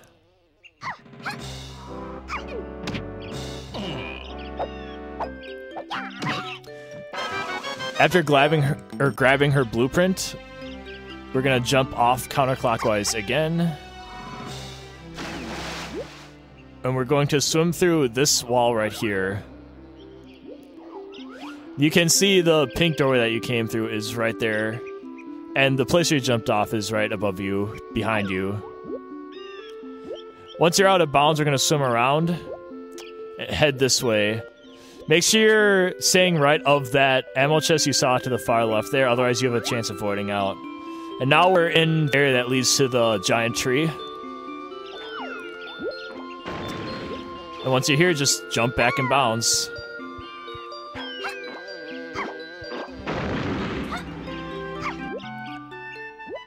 If you want to be extra sure that you make it in, you can get yourself out from underneath the path, like I am here, and just ponytail twirl in bounds. Don't worry if you miss jumping in bounds here. Even if you do miss, don't fret. All you have to do is backflip in bounds.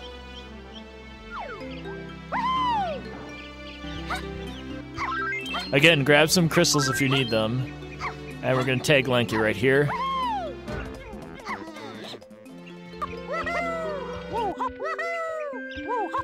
And we'll get his blueprint.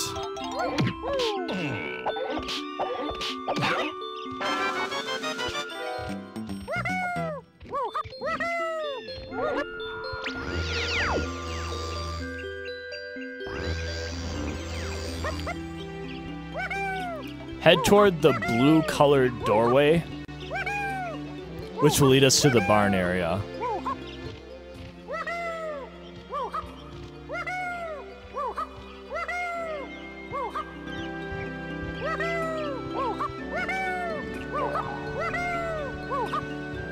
Head into Snide's HQ and turn in all the blueprints you have for Lanky.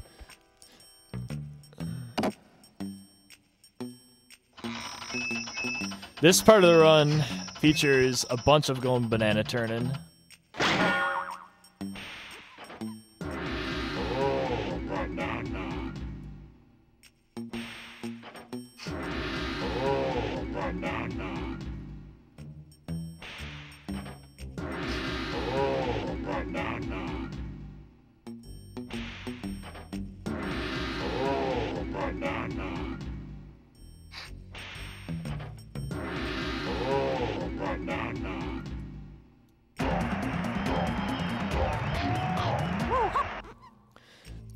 If you have 56, you are on good pace. You should have gotten 5 golden bananas for Lanky there. Tag Tiny and do the same.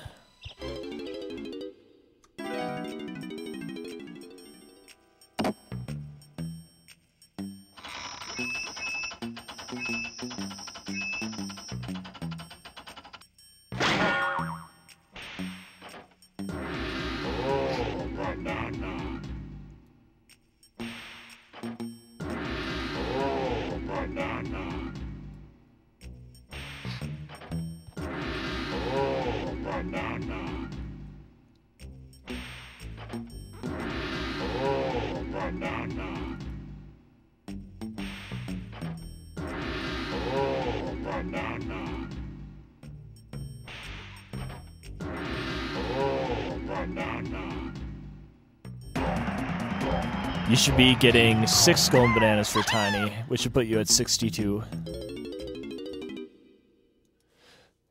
After turning in Tiny's blueprints, do not head to the tag barrel, head toward Trough and Scoff instead. We're going to be fighting the boss right now. Make the tag for Chunky and clip through to the boss.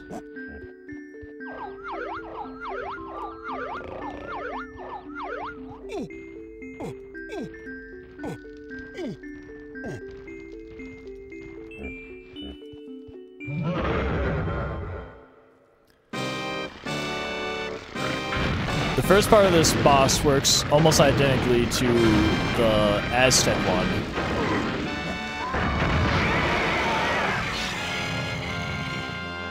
There'll be one set of 5 fireballs, then he'll stop. However, after the second set, or the second phase of the fight, he'll do 2 rounds of 5. However, instead of pointing and laughing at you, he's gonna send out a shockwave. So make sure you throw the TNT barrel before that shockwave happens.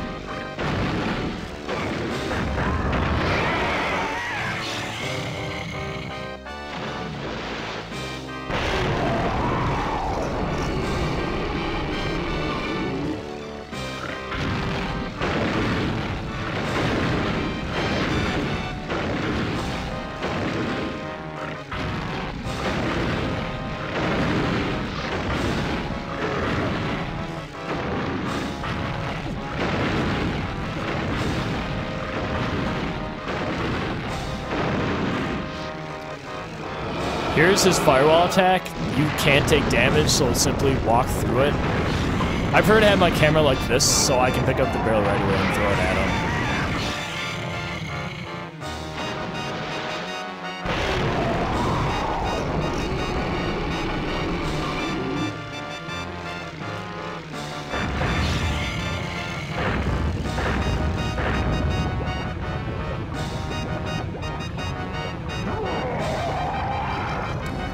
Here is the kind of scarier part of the fight. He's gonna do 1 set of 5 fireballs each time. After that, pick up the barrel, but don't jump and throw it. Immediately when the Hunky Chunky barrel appears, jump into it and just mash B. If you get 15 punches in to each of these cycles, you will kill him in 3 cycles.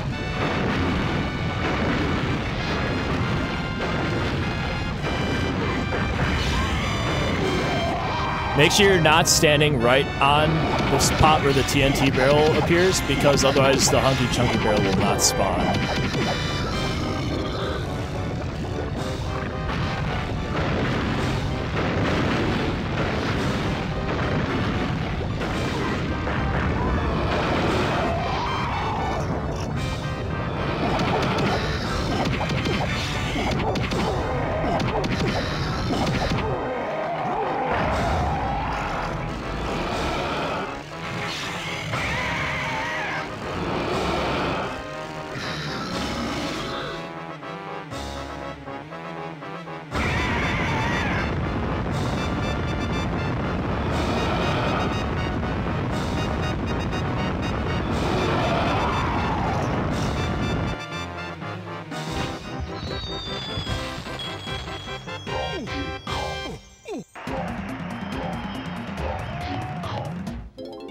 After grabbing key 5, we're gonna hand in Chunky's blueprints.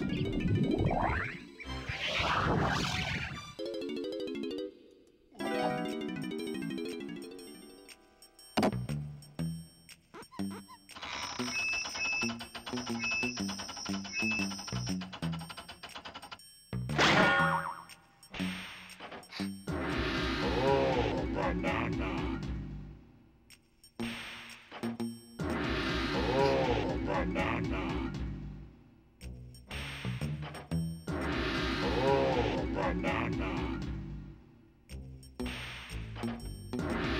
Oh, banana.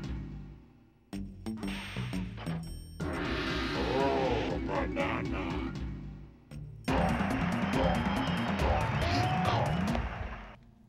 You should be getting 5 golden bananas for Chunky there.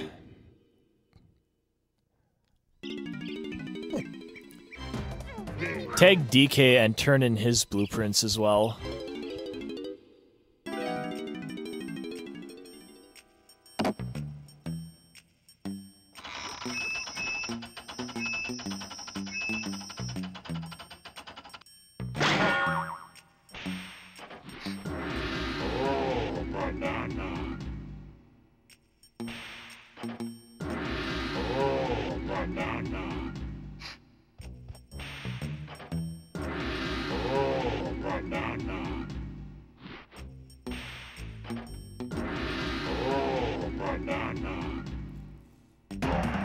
You should be getting 4 golden bananas for DK here, putting you at 71.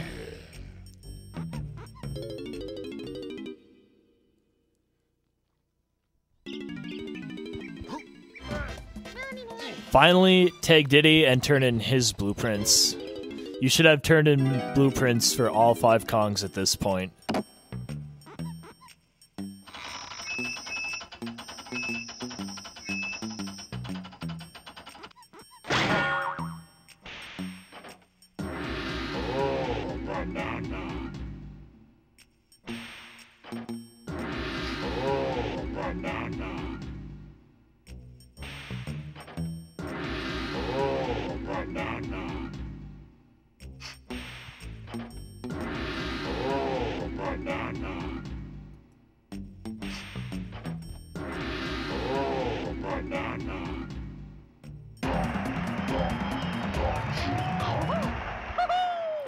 You should have turned in 5 blueprints for Diddy, bringing you to a total of 76 golden bananas.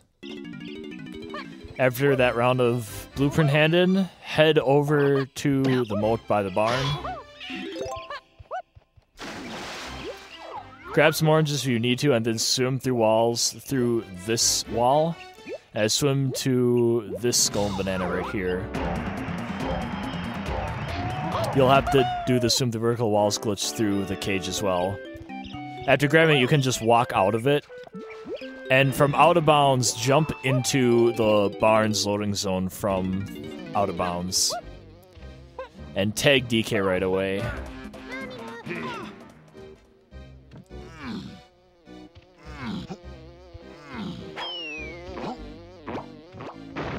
Walk to this part of the wall and simply walk out of bounds.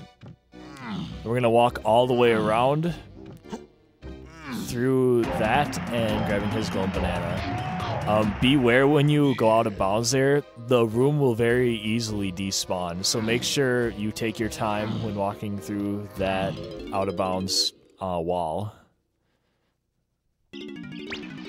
After getting that golden banana, leave, and we're gonna swim through walls into DK's hedge area. Grab some more oranges if you need them. 12 is a good number to have. We're going to be doing a glitch called a skew walk here. You need to be very careful. If you're not skewed enough, the run is automatically over because you won't be able to exit this place. So, notice how DK is like facing up. If you take damage while you're swimming, while facing straight up like that, your character will get set like he is right now. And once you grab DK's blueprint there, you can simply walk through the wall and exit. Or void out and exit.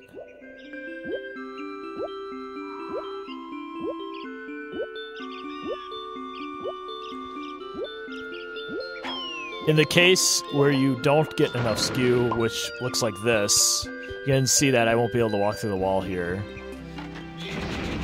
Only real thing you can do at this point is try to do an orange clip through the wall.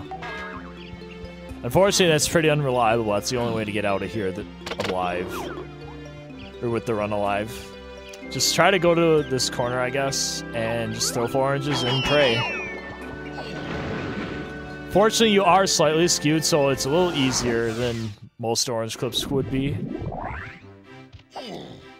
So after leaving the level, make sure you take Diddy. You're going to be getting a golden banana of his right as we leave.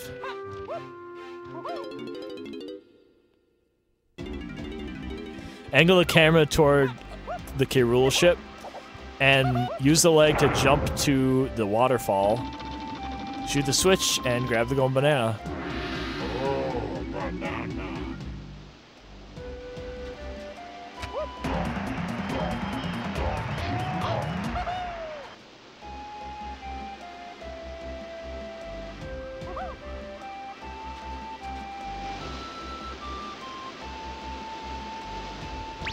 Crouch slide down and take warp 3 back to the main warps area. Tag Chunky, take warp 1 and turn in key 5.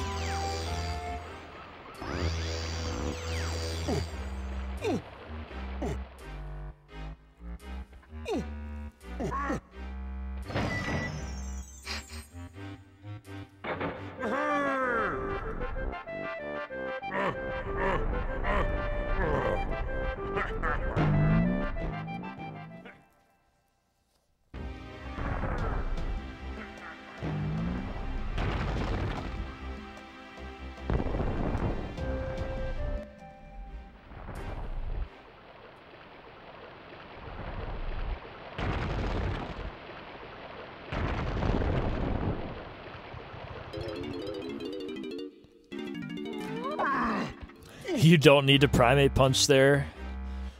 Just simply leave. And take warp 1 back, and then after that take warp 2.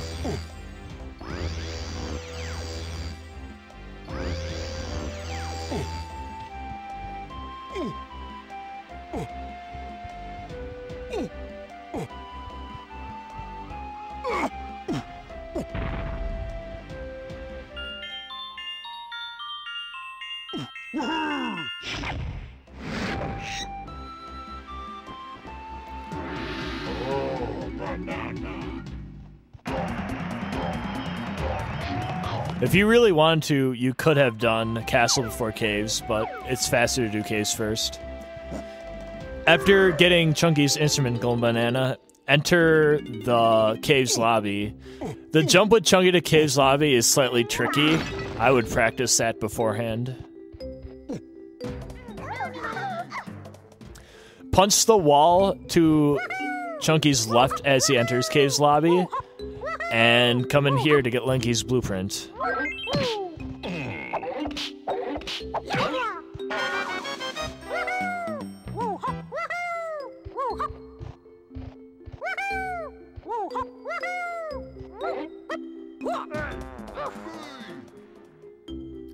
Take Diddy. We are going to rocket barrel up to his instrument pad golden banana.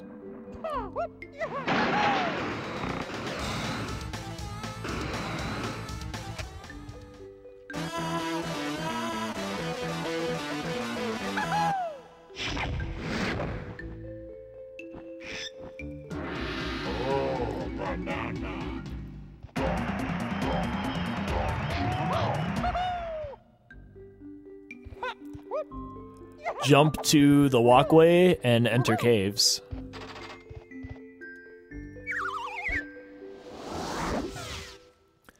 At this point, we won't be getting very many golden bananas. We are only going to be in Caves to get blueprints and the boss key.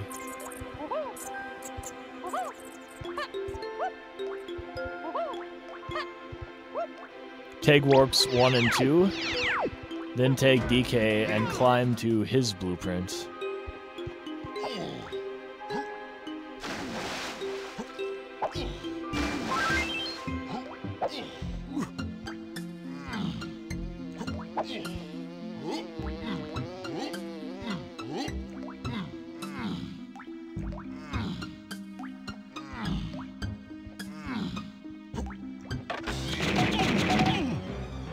Beware the falling rocks cutscene. If you're too slow like I was there, the falling rocks will trigger.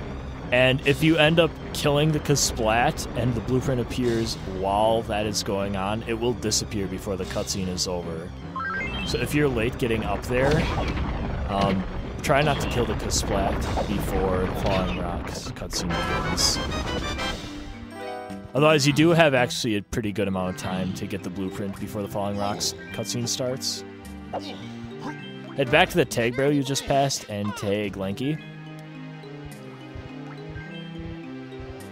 Backflip onto the door to the ice castle and backflip again to get up to the second level. And we are going to Baboon Balloon to his blueprint.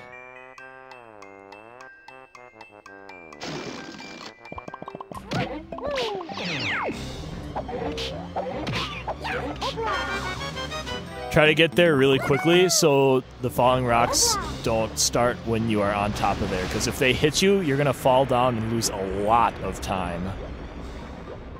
If you do end up falling down, be sure to tag warp 5 up there before killing the Kasplat, and then head on top of the 5-door cabin area to get to his blueprint.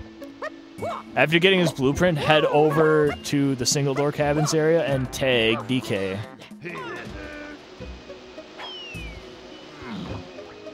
We're gonna moonkick off this slope right here on top to the Troffenskoff up here.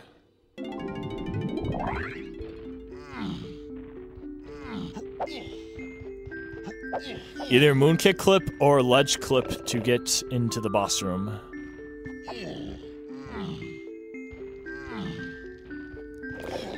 This Armadillo fight is slightly different than the Japes one. You won't be able to do the barrel placement trick to make it explode right away, because he is just too far away. You can, however, do the looking down trick to completely avoid damage in this first phase, as well as lag.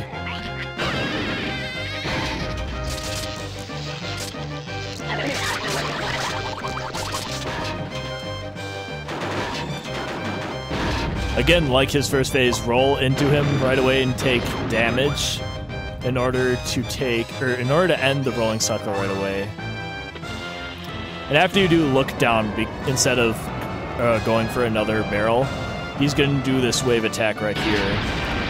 When you see the ground starting to lift, you can jump over it and then keep continuing looking down to reduce lag here.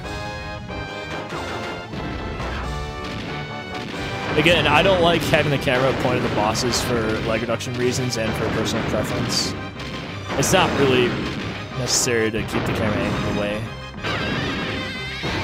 If you get roll or kick during the cutscene when Armadillo is getting hit by a barrel, you can get a little bit closer to him and end the rolling phase earlier than you normally could. For the second and third phases, I recommend going on the crystals over here. This way you don't need to jump up during wave attacks. You can simply stand on here and look away from the waves to reduce the max amount of lag that you can.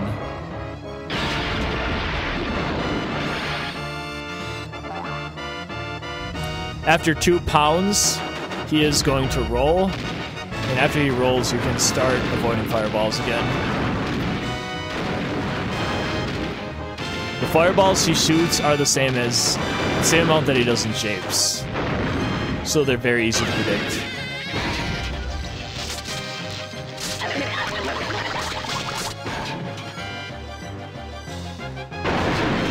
Again, roll into him and take damage to end his rolling phase right away. We're going to go to this crystal and standing on this specific ledge. Some of the ledges you just slide off, so take note of like the angle I'm standing on the crystal so you don't slide off. This phase he pounds 3 times.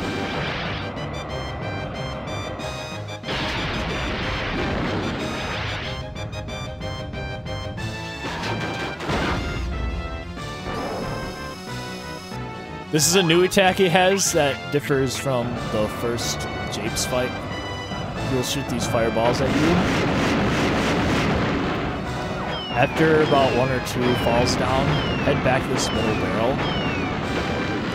What we're gonna do, when he shoots his super missile at you, simply stand where I was so you can get that missile to explode right away so he'll pop out. And when he pops out, just throw the final barrel.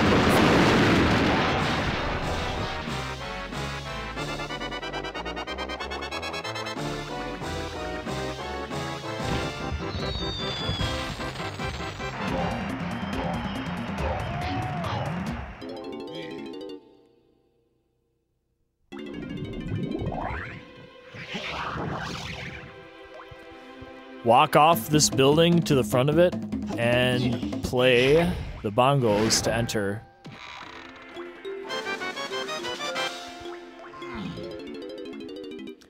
In this room, we're going to be doing one of the harder ledge kicks, in the game.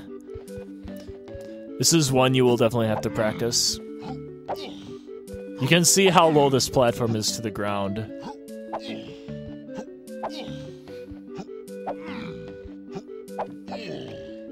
When you do get it, turn around and jump onto that little ledge and backflip to the golden banana. If you can't figure out that ledge kick but you still want to do runs, you can always just solve the rotating room puzzle.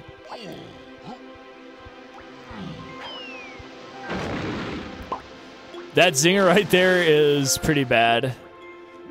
It's probably the worst zinger in the game as far as places where I've been knocked off in runs personally.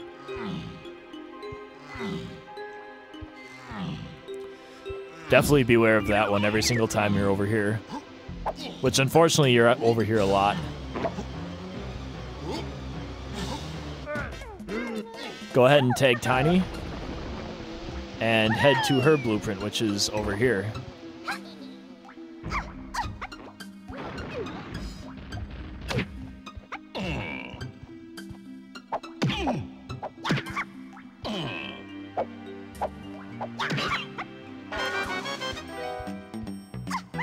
And hopefully you don't kill it as inefficiently as I did there. After getting her blueprint, take Warp 2, and we are going to head to the other side of Crystal Caves.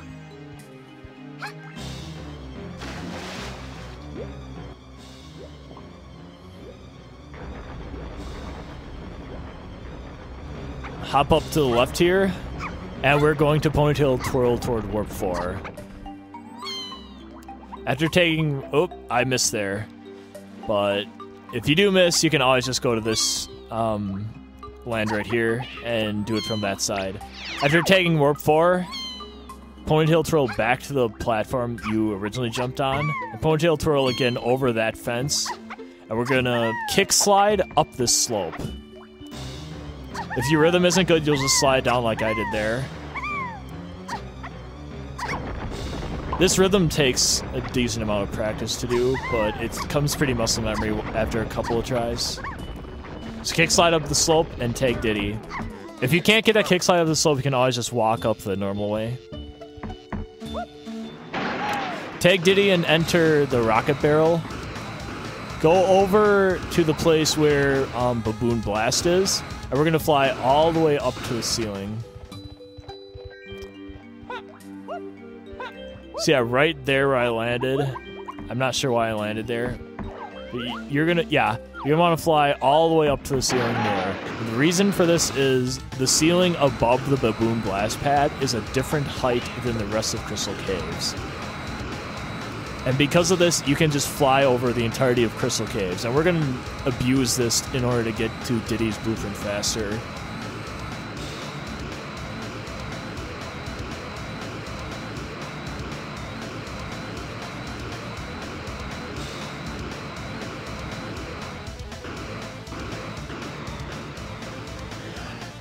Navigation is a little tricky. I also recommend practicing that.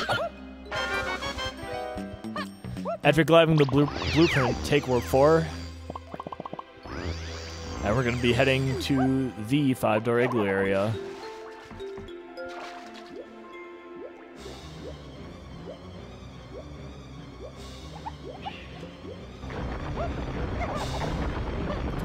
Once there, take Chunky and get his blueprint on top of the 5-door igloo.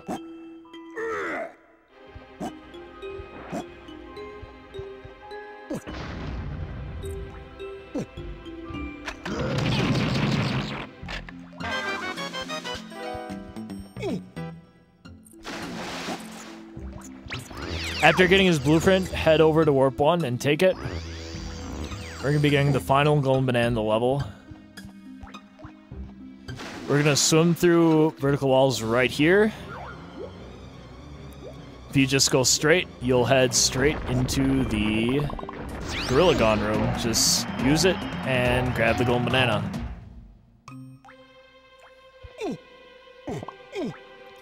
Like the gates in earlier levels, the ice walls are they have no hitbox from behind, so you can just walk out.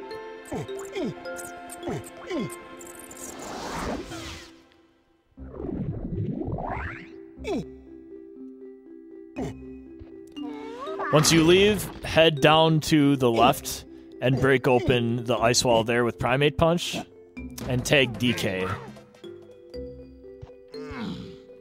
Now there are two things you can do to get to this Golden Banana. One of them is a very tricky ceiling kick. And the other way, which is a lot easier, which is to just simply throw oranges at this wall here at a very good angle. What you want to do, you want it to hit you into the lava so you won't take damage while getting this Golden Banana.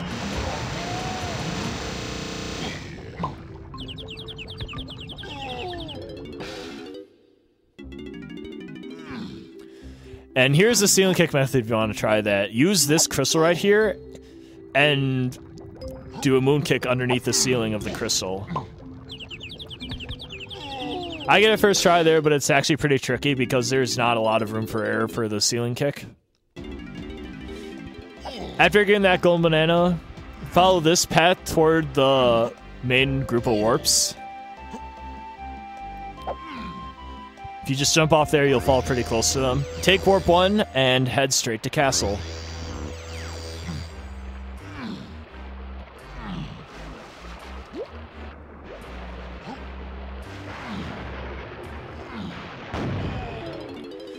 Once in Castle Lobby, we need to get Diddy's blueprint before heading in. So use DK to shoot open this gate right here. Be sure not to fall in the green goo in the middle. If you do, you'll have to shoot the gate again. Just tag Diddy. Again, don't fall in the green goo, otherwise you will have to shoot that gate down again, which would be really annoying. You can either risk it and jump in to Splat, or you can shoot it from afar, and you won't risk getting knocked into the green goo by his wave attack.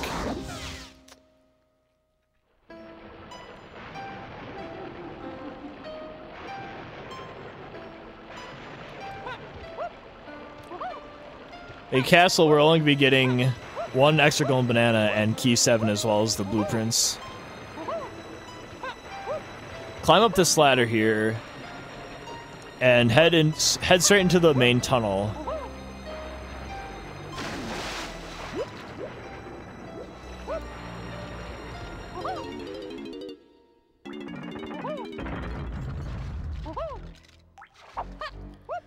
Head to Candy's area and tag Chunky, and we're going to be getting his blueprint, which is right there.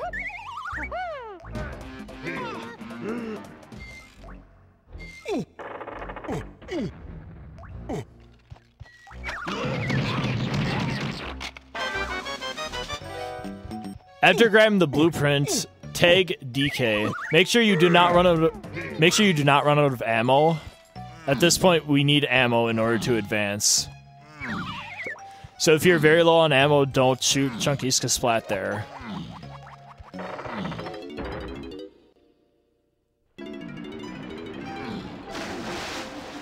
Head out of the tunnel the way you came in, and by the ladder, swim through vertical walls.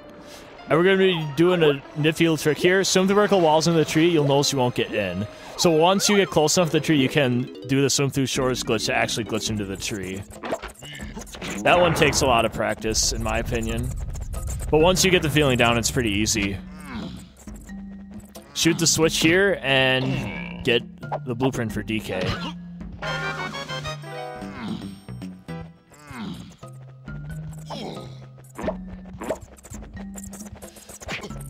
There's a little crease in the wall here.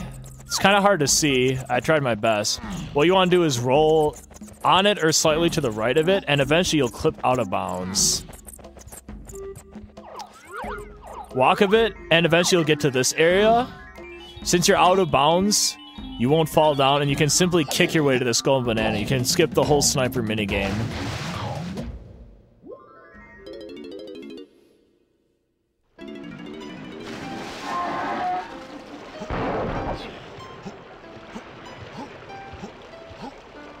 Climb back up to the warps area. and head toward the tag barrel that's close to the warps, but don't actually use it. We're going to be ledge kicking up to an upper level. Of course, you can always just walk up to the upper level if you're not comfortable with this yet. This is a pretty easy ledge kick, though. You can tag warp 2 if you're afraid of falling off, and head into Drop and Scoff.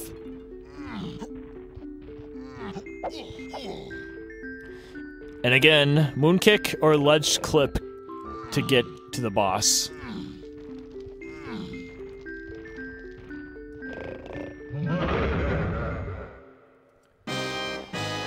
Beware not to lose Lanky here, otherwise you're gonna have to re-tag him at that tag barrel by the warps area.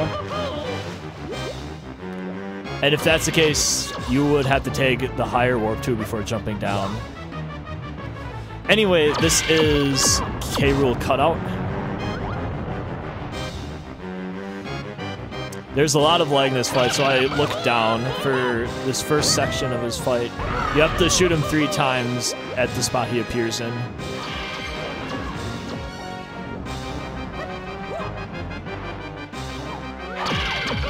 Beware the pufferfish in the water. If you hear them inflating, try to get as far away from them as you can.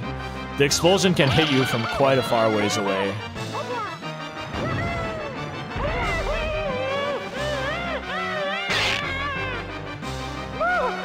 After shooting him 3 times, he will move on to the second phase, which features a fake one and a real one. The fake one is way darker than the real one, so be careful for that. They'll appear opposite of each other every time.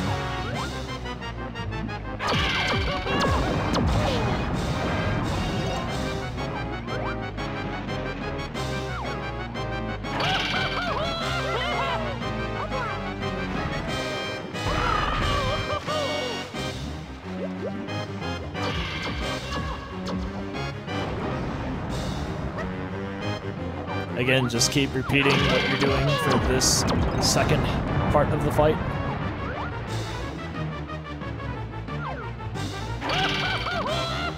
You can see the fake one over there, it's way darker. If it wasn't obvious, he'll shoot 2 times before you're able to actually shoot at him. Now entering the third and final phase of the fight, he'll always, which is like going up really fast and disappearing right away. It may seem hard at first, but there's actually a trick. He always moves counterclockwise. So you can see he's moving counterclockwise there. The next one he'll appear at is the one on the top part of the screen there. And you can easily time the next one he's going to appear at. He'll appear on the right. And then again, he'll appear on the top to continue the counterclockwise pattern. He'll appear at this top left one, and then the bottom one. You can actually jump the gun and shoot him at the first one that you can shoot him at, but that's pretty tricky. I wouldn't recommend that even to experienced runners.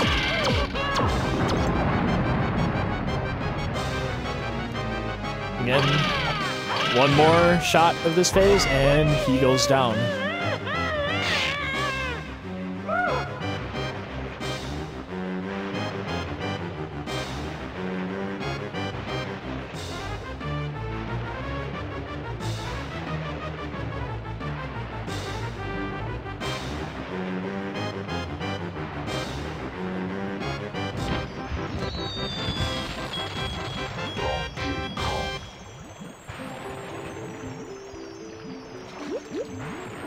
Once the boss battle is over, you still need to be aware of the pufferfish because they can still explode and get you and waste a ton of time.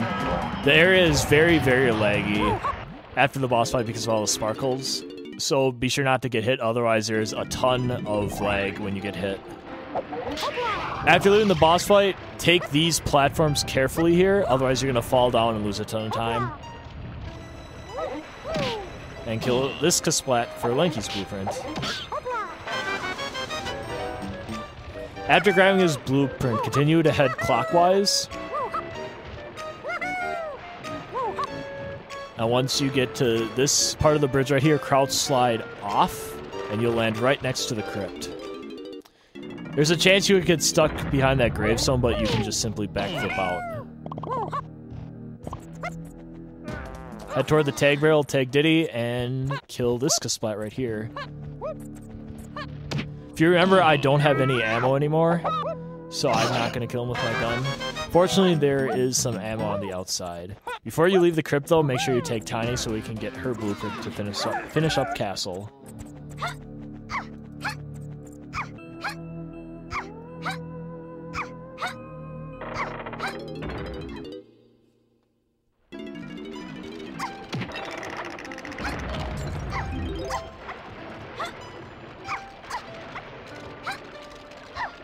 There's some ammo right there, and then there's another set of 3 ammo chests coming up.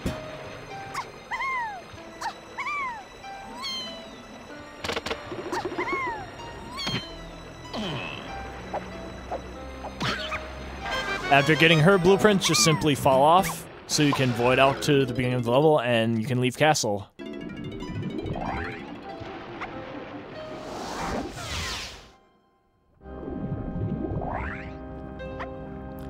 This time you can actually go in the green goop and death warp to the beginning of this area. It's actually faster than walking around.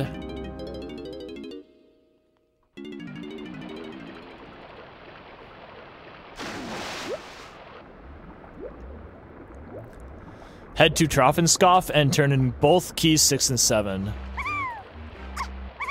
Make sure you turn in both of them because the mouth won't open unless you turn in both.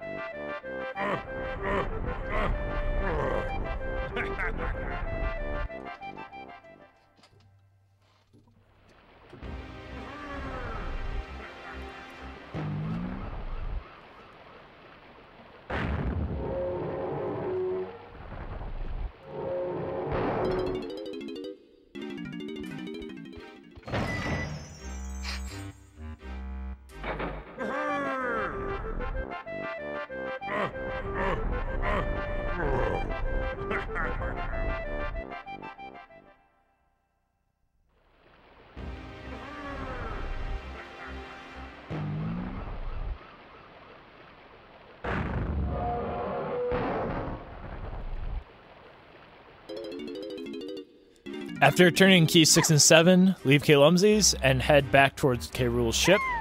And we're going to take the monkey port pad up again to the top.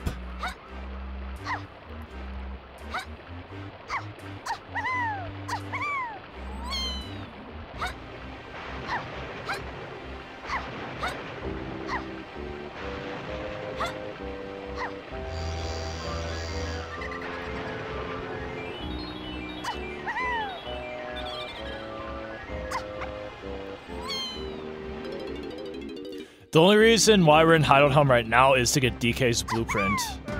We're not going to be actually entering Hideout Helm yet. Line up DK about here, throw an orange at the wall so you can damage boost yourself into the lava. Similar trick to the one done in Crystal Cave's lobby.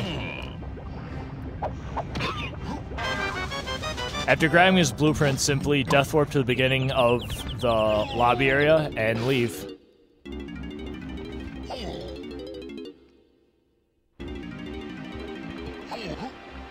Leave the lobby and kick off the mouth, and you'll fall right about next to the main warps area if you kick right. After landing by the main warps area, take warp 2 up to Aztec and enter.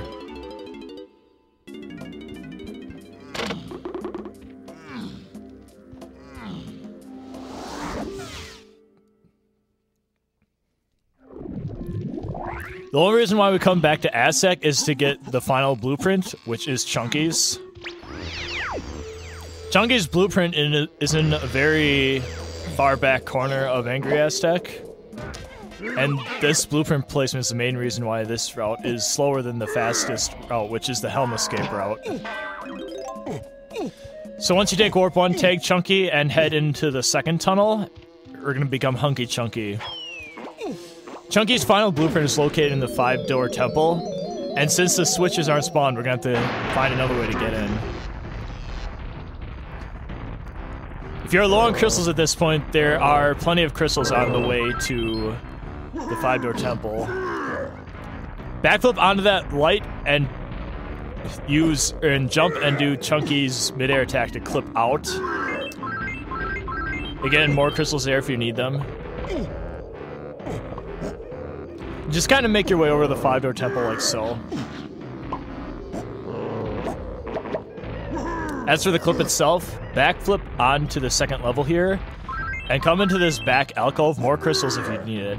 And do Chunky's midair B attack to clip in. And kind of angle yourself to the left side there so you can go into Chunky's 5-door temple. You can always use C up to make sure you're going to go in the right one. If you end up going in the wrong one, you'll have to go all the way back to that Hunky Chunky barrel, so make sure you do go in the right one.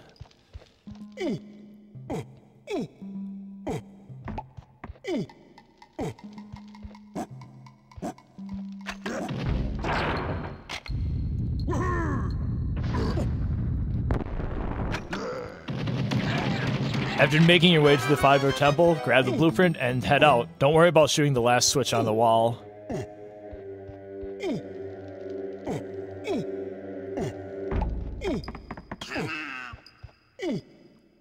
If you're ever short a golden banana somehow throughout the route, you can always grab the 5-door temple bonus barrel golden banana, which you can get by hitting that last switch by the Kasplat.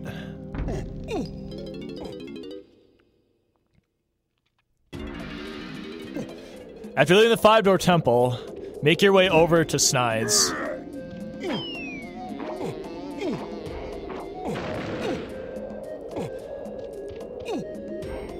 Again, taking damage does not matter. You still have unlimited health.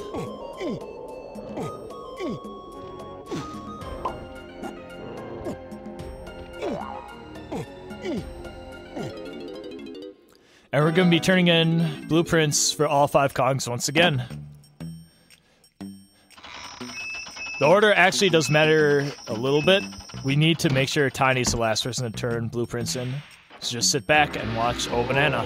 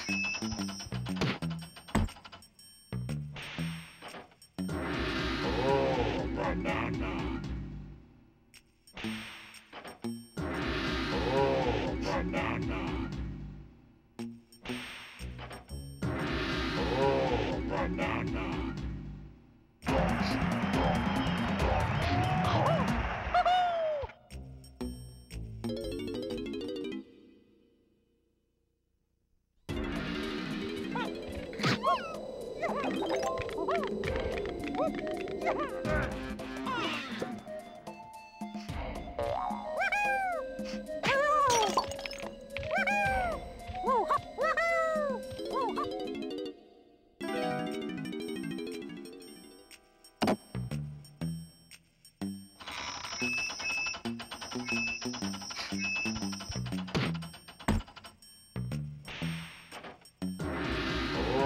banana. Oh, banana. Oh, banana.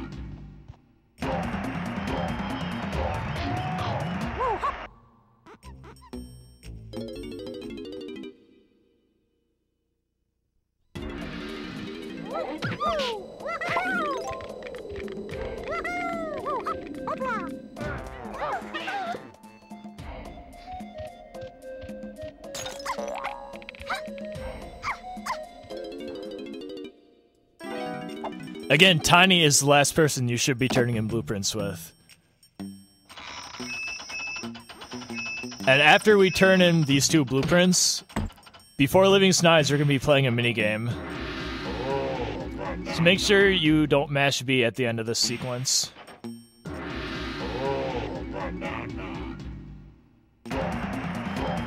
And you should have 100 golden bananas at this point. So once you have 100 golden bananas, you should have turned all blueprints as well. Press C up so you can play Beaver Bother. And when you play Beaver Bother, simply follow the hole right away to lose. What this is going to do is pull the game back into story mode. So you will now be able to pause and save the game. Why that happens, I don't know. That's just how it works. And once you exit Snides, just simply pause and exit out of the level. This is now important because now we can easily get out of Hideout Helm. If you weren't able to save, you would not be able to reset out of Hideout Helm. You'd have to leave by orange clipping out. And that is very hard and luck-based.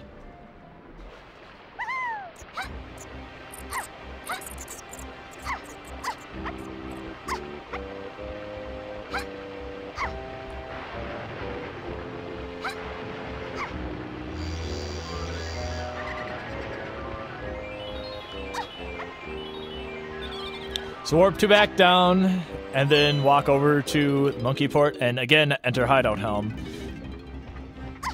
Once you enter Helm Lobby again, tag Chunky, and step on the Grill Gun pad to spawn the vines, swing over, and enter Hideout Helm.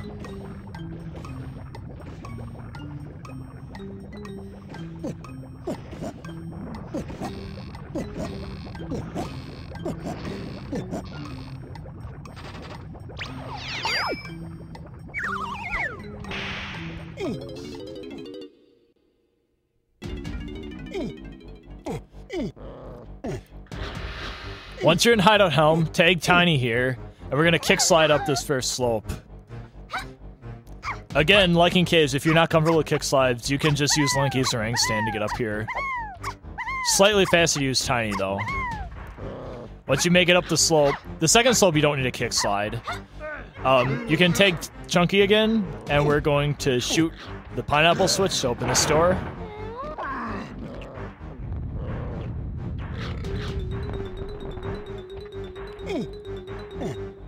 Swing on these vines, and after this, we're going to be doing a trick called Terminal Clip. Terminal Clip 1 to be precise. Walk to this terminal up here. Let me get a better setup. Notice how Chunky's like vibrating? Slowly angle yourself until he stops vibrating. C up to angle yourself slightly to the left, and then jump up and use his mid-air B attack, and you should clip in. I'll do it again because I missed it there. That is exactly what a good setup should look like. That second try.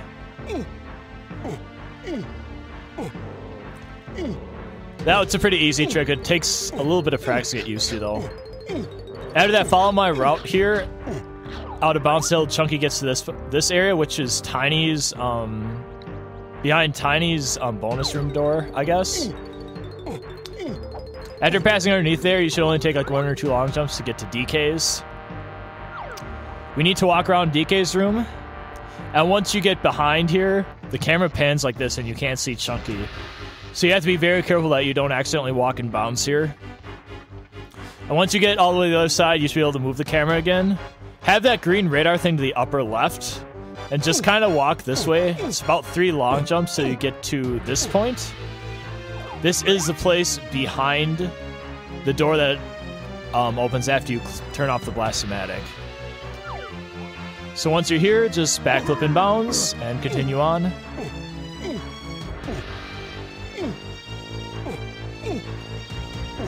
You can tag warp 1 for safety, but it's not really necessary. This is terminal clip 2. I got it first try there, so I'll attempt to show off what a setup should look like. Angle yourself slightly to the right like I am right now. Just kind of hop until you fall into the terminal. Just like I did right there. The reason why you angle yourself slightly right is because if you're angled kind of forward or to the left, you'll just clip out. I'm not sure why that is. So yeah, just angle yourself to the right every time you attempt that clip. Once you're out of bounds, make sure you don't turn to the right too early, otherwise you'll clip back in bounds because the ground's a little low there. Head this way to the Key 8 room. Enter from the back of it and backflip inbounds. As soon as you backflip inbounds, flip your camera with R and grab the key. The reason for that is there's a thing called fake key. And fake key happens from a couple of different reasons. And to avoid that, you simply have to angle your camera straight toward the door and window, and you will avoid fake key. After grabbing fake key, you can reset the game, like I did in the video, and just head straight into your adventure mode file. And again, the game's saved, so you can just go right in.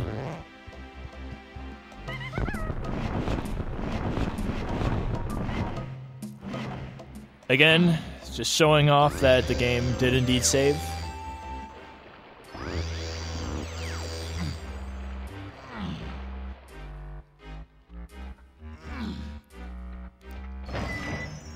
After entering the file again, turn in keys 8 and 3.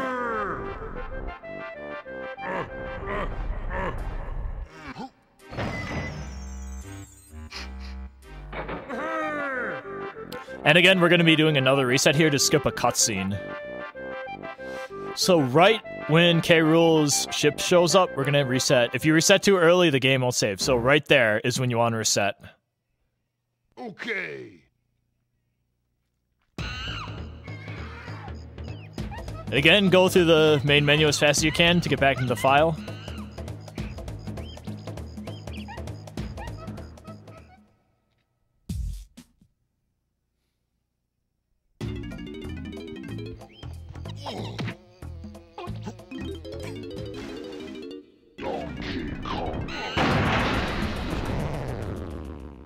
Once you get in the file again, take Warp 3 and enter the final K. Rool fight.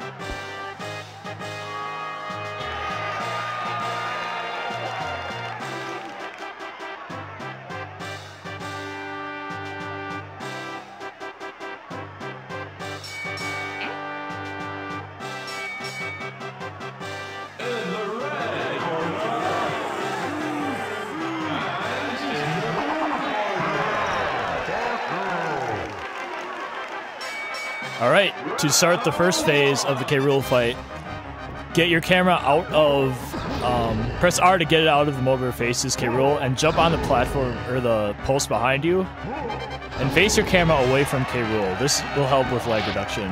Once the third wave appears on your screen, jump up into the barrel as it appears, and you can get a shot off right away. When jumping on these posts, use your B attack, because otherwise he'll fall off and miss the barrel if you try to jump in. The second barrel, K. Rool punches 5 times, and after those 5 times you can shoot. This one only takes 3.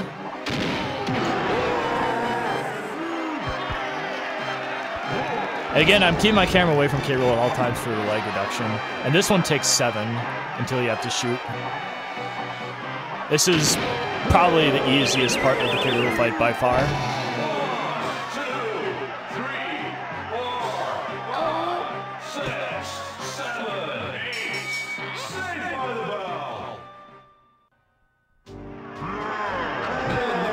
8. This is probably the hardest of the K. Rool fights. This is the Diddy phase. You're gonna want to keep your camera on K. Rool this time. Damage yourself into K. Rool so the second thing doesn't hit you. And stand in the spot where I was and backflip before that cutscene starts and you'll get in the rocket barrel right away. For the first set of lights, just kind of go up there and shoot right away. But for the last 3, we're going to try to set it up so we can get the peanuts to shoot through the light post, as you can see here. At specific angles, moderately close to the light, you can shoot bullets through the light, and so you can get the one on the other side as well as the one in front of you right at the same time.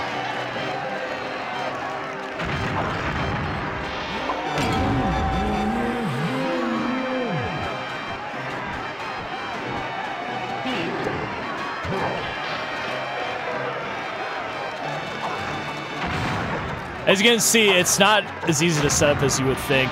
There are some angles that look like they would work, but they really don't. 1, 2, 3, 4, 5, 6, 7. It is more important with this setup that you get the target on the other side first, so if in case you do miss, the glove will still hit you, but you'll still have a good shot at the one that was in front of you.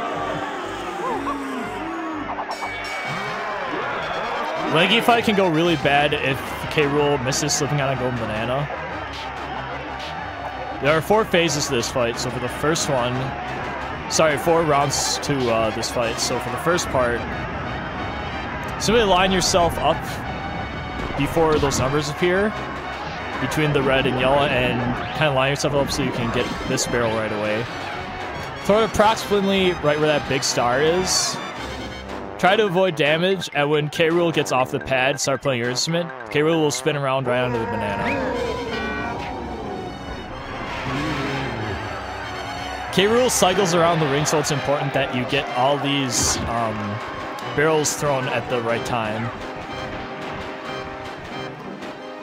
Again, throw it to the right on the big star, and he'll be in a good spot for you to get him.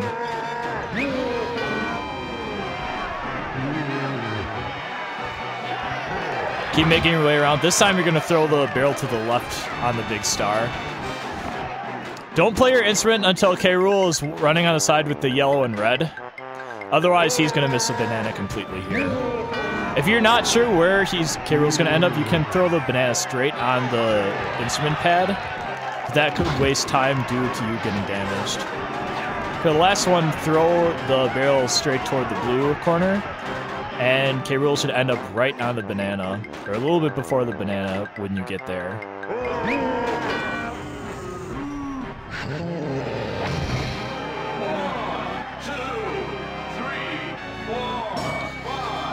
6, 7, 8. Saved by the bell.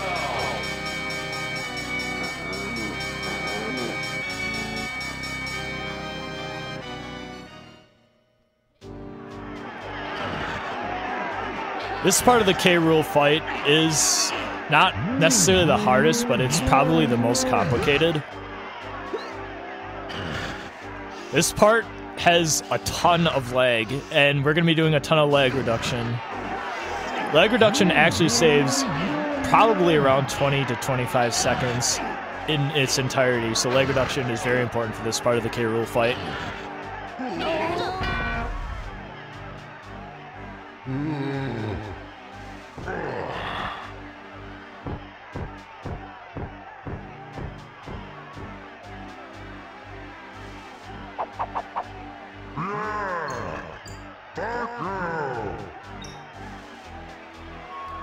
So once the battle begins,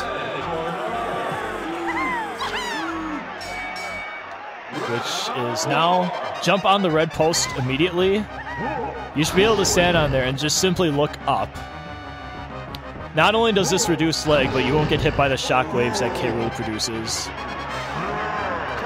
For the first part of the fight, K. Rool does 2 shocks, then he hurts himself, then he does 2 more. Around right before he does the 4th one, jump off the post and make your way to the middle so you can get to the barrel right as it spawns. When you get into the chute, put the gun away immediately and start looking down via the movement I'm doing to reduce lag inside the chute. I accidentally get hit there, but for the first phase, you want to do 2, 1, 2, 2, 1. Now I've numbered the toes from left to right as 1, 2, 3, and 4. Once that part's done, go on the post again. You want to always go to the red post. Look up, and after 2 shocks this time, go to the middle and go to the barrel again. And we're going to be doing the same thing. For each phase that you're inside the shoe, he adds like another pattern on. This one's going to be the same. 2, 1, 2, 2, 1. Again, you want to look all the way down so you can get the max lag reduction. So this one is 1, 3, 3, 2, 2.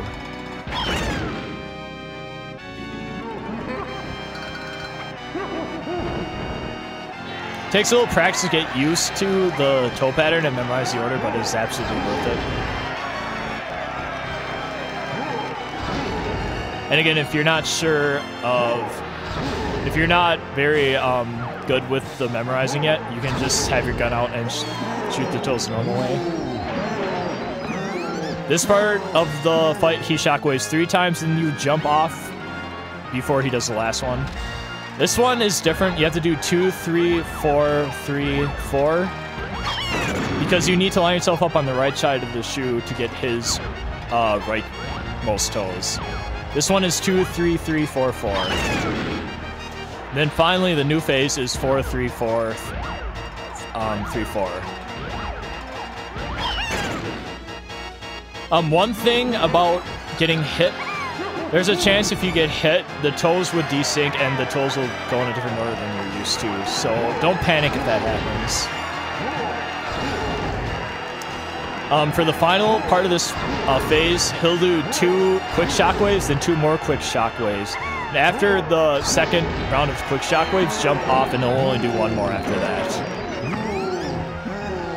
that. For this phase of the fight, he has a chance of ending up in front of the red post for his last shockwave, so beware of that.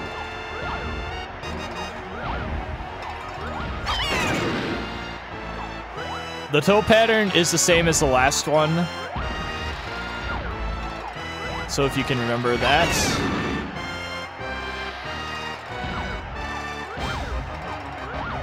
But again, there's gonna be a new pattern here, so after you are done with the 3rd one, go back to the 2nd toe, and this one is 2, 3, 4, or sorry, 2, 3, 3, 4, 4.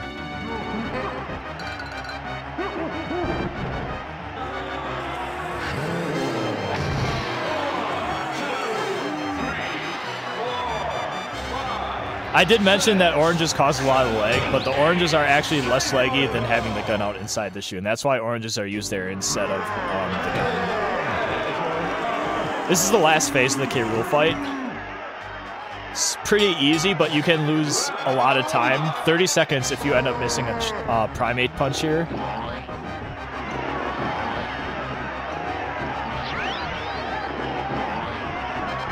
First off, go to the middle and pound the switch.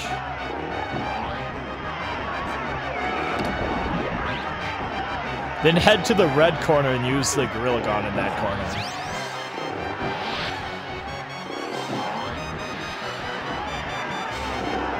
Backflip into the Hunky Chunky barrel. And when K. Rool, the top of K. Rool's shadow passes his bigger eye in the middle, that's when you want to primate punch. So follow his shadow and not K. Rool himself. That's a good way to time your punches. When you go back to the middle to hit the switch, make sure you cancel out the Super Duper Simu-Slam animation with B. And right after you cancel out with B, make sure you jump so you can get out of the way of K. Rool right away. Again, you want to go to the red corner for the Gorilla Gone pad. The second phase, punch when K. Rool's shadow is right around the middle of the eye. For the third part, you want to go to the yellow corner instead. I accidentally missed a animation cancel there, and I had to dodge K. Rool. This one you want to punch right as soon as he moves, just like that.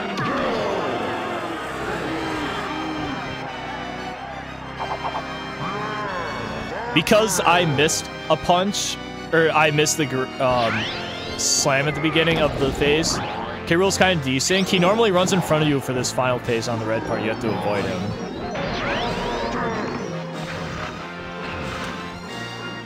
For the final punch, when K. Rool cycles back to the left the second time, that's when you want to punch and make the final hit on K. Rool.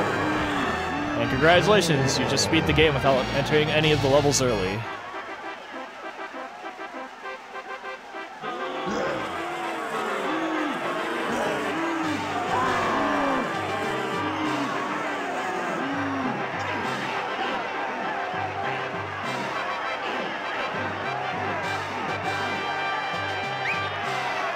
Timing stops on the final, or when the cutscene for the final punch starts.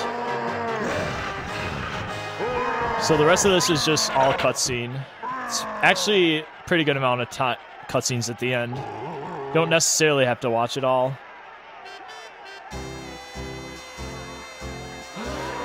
Anyway, thank you for watching this tutorial. I hope you have as much fun learning this game as I had making this tutorial. I'd just like to make a quick shout out to all the other DK64 runners, including the ones who haven't even run the levels early. They've made this run possible, and I hope you watch all of them as well. Support your speed friends, and enjoy the credits.